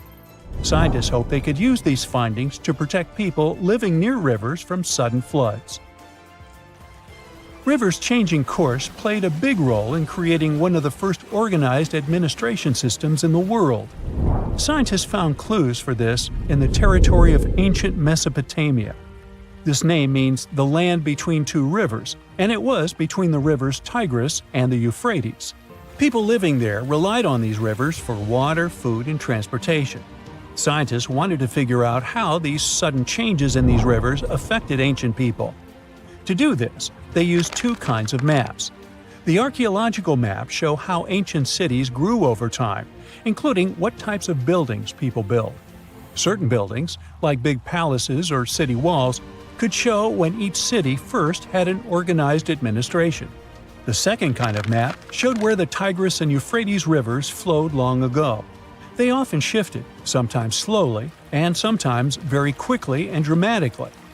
Around the year 5000 BCE, Mesopotamia started to become drier, and farming became harder. Farmers had to grow their crops near rivers, where they could use the natural floods to water their fields or dig little channels to bring river water to their plants. Because farming was so important, towns and cities grew near the rivers too, so people could stay close to their food. But when a river suddenly changed its course, people didn't give up. They worked together to dig long canals to bring water from the new river path back to their fields. The canals helped them get water again, and the administration buildings showed they were organizing as a community to solve big problems together. Our planet's biggest and meanest supervolcanoes are waking up. When they erupt, you'll surely notice it, even if you live thousands of miles away from the epicenter. Scientists are worried we might not have enough time to prepare and deal with the consequences of a supereruption. There's some volcanic activity close to the Italian city of Naples. And no, it has nothing to do with the famous Mount Vesuvius, but with another volcano. This one is harder to see as it doesn't have a tall peak like Vesuvius. But don't let this bad guy trick you. It could be way more dangerous than its giant neighbor. It does have a huge crater that's about 8 miles wide. This volcano is called Campi Flegrei, and it's actually one of the largest volcanoes in Europe, sitting under the town of Pasquale. So, Campi Flegrei erupted 39,000 years ago with a bang so massive it spread ash across the whole Mediterranean region. It also caused the temperature to drop by over 16 degrees Fahrenheit across Eastern Europe. It was the biggest volcanic eruption in Europe in 200,000 years. Since then, Campi Flegrei has had smaller eruptions, and the last one happened in 1538. Now the area is full of small craters, hot springs, and bubbling pools, and they're all proof that this volcano is still very much alive and brewing something. Since the early 2000s, the ground in the giant crater and the town nearby have been slowly rising by about 1 to 1.5 inches every year. There were at least 150 earthquakes that shook this supervolcano lately. In May 2024, there was a 4.4 magnitude in the area, the biggest in the last 40 years. Residents had to leave their homes and camp outside, fearing there would be more earthquakes. No one knows how Campi Flegrei is going to behave in the following months or years. but the authorities are organizing evacuation exercises to prepare the population just in case. The Italian volcano looks like an innocent kitten compared to the real giants like Yellowstone. For a volcano to deserve the title of a super one, it must be able to produce catastrophic-scale eruptions and eject huge amounts of magma, ash, and volcanic gases. The Yellowstone giant meets these criteria. Even though it moves from time to time, the Yellowstone supervolcano hasn't erupted for 640,000 years. But when it does wake up, it might erupt with incredible power, about the same amount as 10 huge nuclear power stations can produce. Under the ground, beneath Yellowstone, there's a super hot area full of molten rock called magma. As more magma moves into a big space called a magma chamber, the ground above starts to swell or rise. When the magma cools down, the ground falls. Between 2004 and 2009, the ground at Yellowstone rose by almost 10 inches, but then it started to slowly go back down in 2010. Scientists aren't sure if it's going to erupt anytime soon. There's also another big volcano called Long Valley in California that has been active since 1980, and it can be a really big threat. Scientists studying this supervolcano found out that before its biggest eruption, 760,000 years ago, the buildup may have taken less than a year. Now, that's bad news, because a supervolcano eruption can have a huge effect on the world, like the eruption of the Toba volcano in Sumatra around 74,000 years ago. It became the biggest volcanic eruption the Earth had seen in 28 million years. It covered parts of Indonesia, India, and the Indian Ocean with a thick layer of volcanic debris, almost like a 6-inch blanket. The amount of rock it spewed out was like stacking nearly 3 million Empire State Buildings. The giant crater it left behind can still be seen from space. All the ash and gases shot up into the air and blocked some of the sunlight. It caused a volcanic winter that lasted about 6 to 10 years. Some scientists think this eruption might have even affected early humans. Around the time Toba erupted, the human population took a sharp dip, and there were far fewer people. Some say this is why all modern humans come from a small group of survivors. According to the Toba catastrophe theory, most early humans in Europe and Asia didn't survive the cold and harsh climate after the eruption, but a lucky group lived through all that in Africa.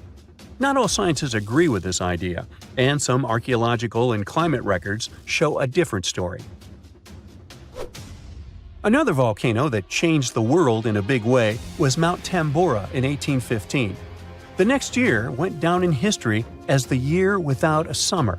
It was cold and rainy, and there was snow and frost even in the middle of summer, especially in Europe and North America. This happened because the volcano sent out a lot of sulfur dioxide into the sky, which spread all over the world and made the planet colder. When Tambora erupted, it caused huge tsunamis that smashed homes and took the lives of around 10,000 people.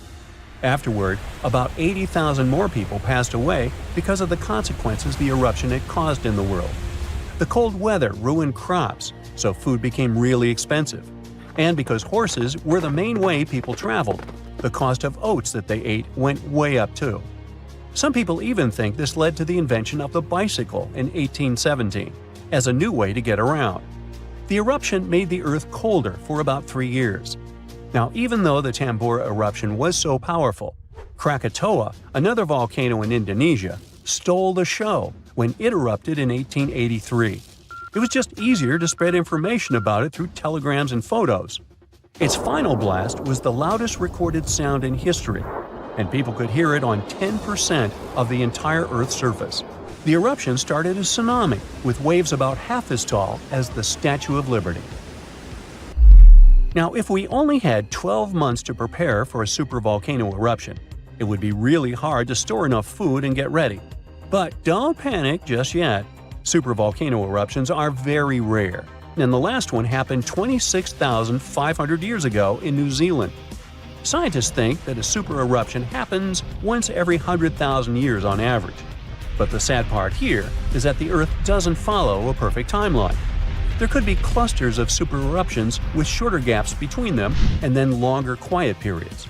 Since there have already been 2 super eruptions in the last 100,000 years, there's always a chance one could happen again sooner than we expect.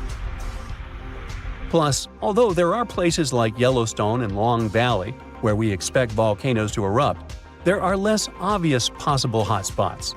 In Chile, there's a volcano called Laguna del Maule that has erupted in the past and left behind a huge crater. Over the last 20 years, the ground there has been swelling really fast, rising up to almost 1 foot a year. Some people are worried that this could be a sign of a big eruption coming. But scientists say there's not enough magma yet to cause a super eruption. In Bolivia, the Jutarancu volcano is also acting up. It's part of a group of volcanoes that have caused super eruptions in the past.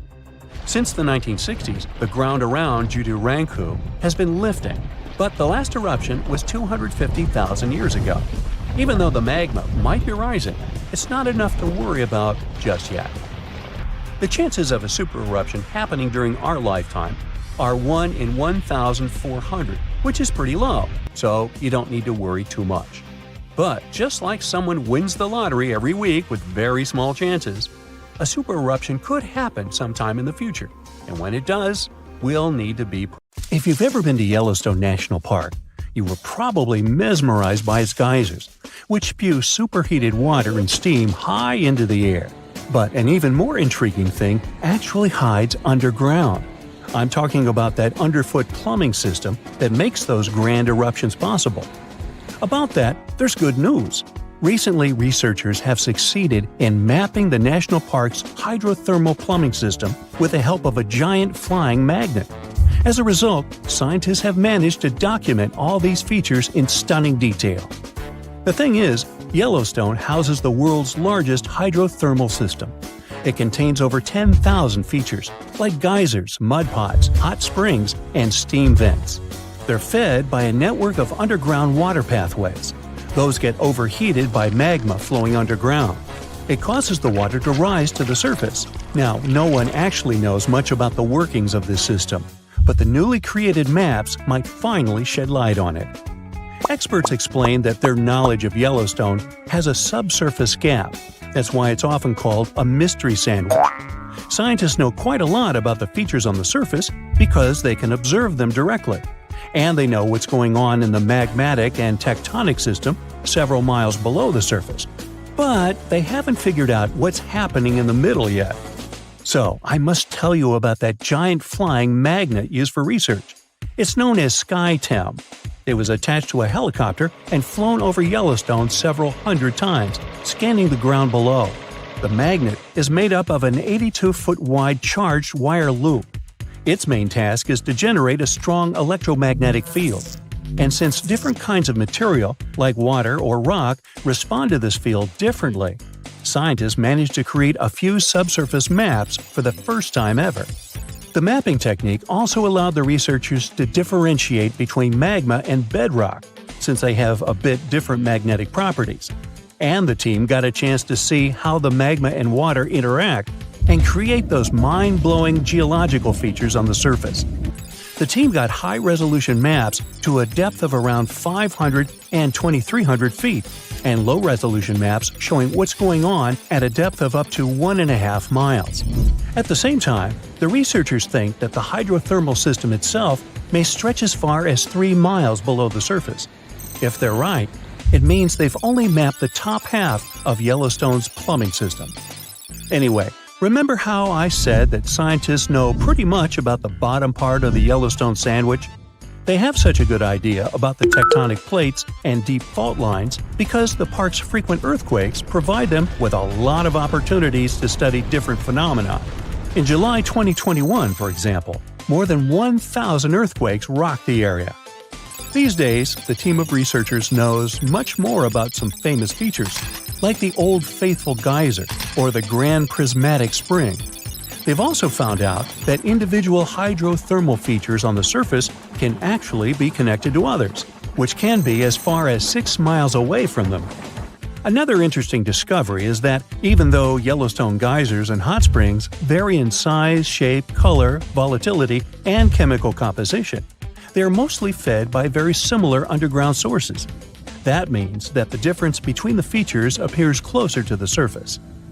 Now, I'm sure you've seen the iconic image of Yellowstone with a large rainbow-colored spring, fiery orange at its edges. So what makes these hot springs so colorful? Surprisingly, these awesome hues come from microscopic creatures. The temperatures in the springs are so high they can easily and quickly cook you. Plus, the water there is super acidic, like the liquid in a car battery. But there are certain types of heat-loving microbes that don't mind these crazy conditions. You can even say they're thriving there. So every ring of a different color is, in most cases, a ring inhabited by different bacteria. And each species is adapted to a particular temperature or pH level, which measures how acidic this or that environment is. For example, take the Grand Prismatic Spring, yes, the iconic one. Its rainbow hues likely hint at the diversity of microbes living there. So, starting from the center of the hot spring, you can see a beautiful aquamarine color there. That's where the water temperature is the highest, reaching 189 degrees Fahrenheit, because this area is right over the underground water source. The water there is too hot even for microbes. That's why what you see is mostly clear water. As for the reason for its blue color, it's the same as why the sky is blue. Sunlight hits the surface of the water and the light scatters, but the blue light scatters the most, getting reflected back to your eyes. Now, the next ring of color is yellow, all thanks to certain cyanobacteria. The temperature in this yellow ring reaches 165 degrees Fahrenheit. If the conditions in the hot spring were a bit different, these bacteria would create a blue-green hue, thanks to a green pigment called chlorophyll. But since the sunlight hitting the spring is too intense, the bacteria start producing another type of pigment. It's called carotenoids. And guess what? It acts as a sunscreen for the bacteria. And since this pigment is orange, the normally green bacteria get a yellowish hue. And finally, we've got that bright orange color closer to the edges of the prismatic spring. It's a bit cooler there, around 149 degrees Fahrenheit. In this part of the spring, you can find several types of bacteria. They all produce substances that give the spring this bright orange color. And finally, right at the edges of the spring, the temperature is cooler, around 131 degrees, and a greater variety of microbes can survive there. All of them combined give the edges of the spring that red-brown hue. But scientists believe that people and their activity may have influenced the colors of Yellowstone's hydrothermal features. For example, in the past, the temperatures in the Morning Glory pool used to be much higher than they are today. That's why its color was a deep blue. But trash has started to accumulate in the pool, and some of it clogged the vent. This caused the temperatures to drop, which led to microbial growth. As a result, that pretty blue color turned into orange-yellow. As for Yellowstone's geysers, the most famous one is called Old Faithful. It got this name at the end of the 19th century because of how regular its eruptions were. This geyser is more active than the others, erupting about 20 times a day. Each of these magnificent events lasts from 1 to 5 minutes, and the fountain of steaming water can reach a height of 180 feet. Now, while talking about Yellowstone National Park, we can't but mention Yellowstone supervolcano, right? Supervolcanoes appear when huge volumes of magma are trying to escape from deep underground. Eventually, they burst through Earth's surface. Sometimes all this magma gets stuck, unable to break through the planet's crust. And then, massive pools of pressurized magma gather at a depth of several miles. The pressure keeps growing because more and more magma is trying to get to the surface. At one point, a super eruption goes off. You don't necessarily want to be around for that. Over the past 50 years, the Yellowstone caldera has risen almost 3 feet. It shouldn't alarm you, though. Experts are sure it's a natural behavior for Yellowstone. Periods of dome-shaped uplift are followed by the caldera lowering. Scientists think the supervolcano doesn't present any danger at the moment.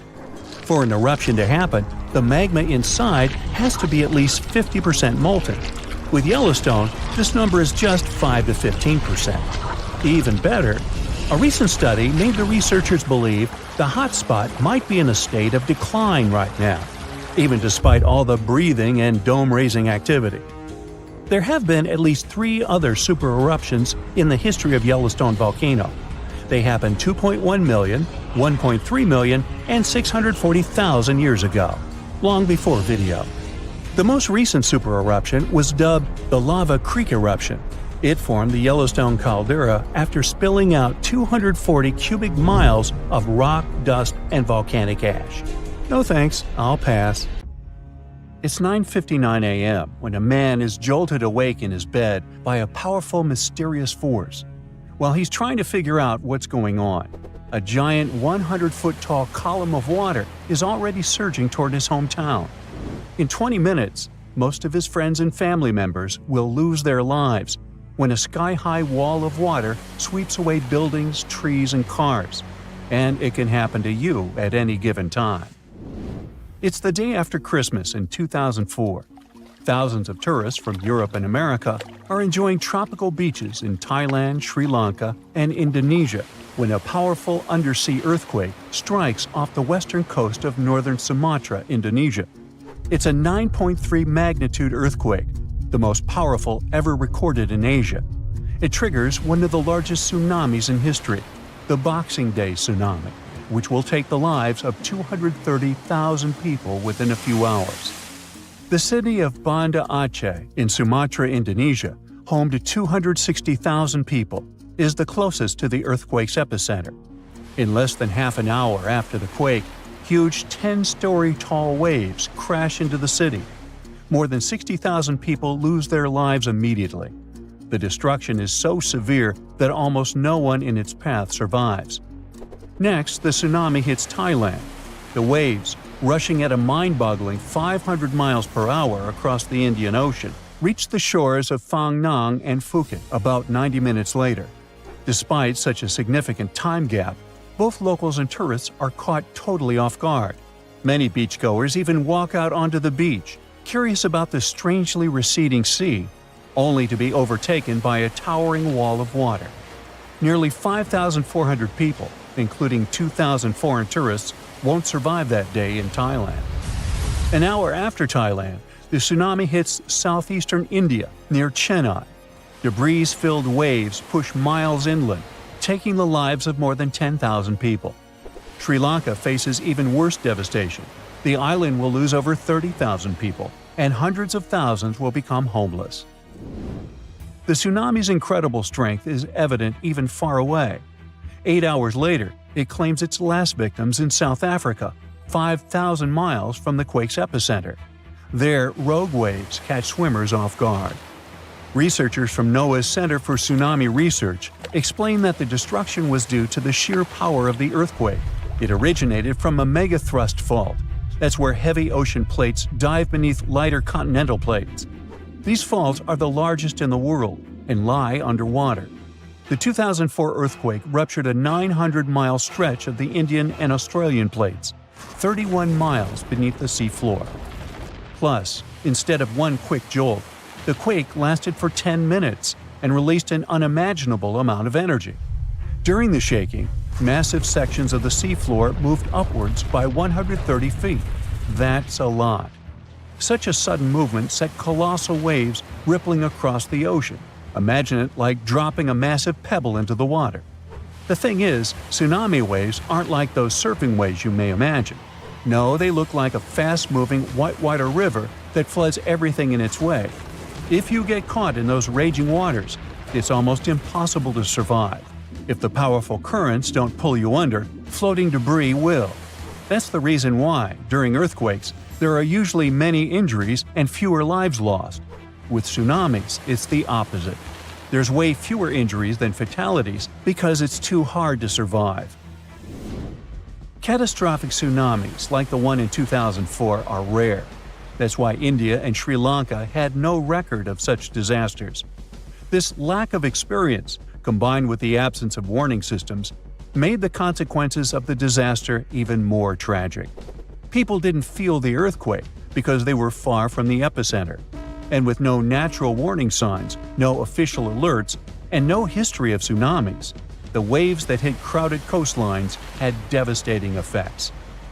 By the way, the Pacific Ocean, the largest ocean on Earth, is where most earthquakes and tsunamis occur.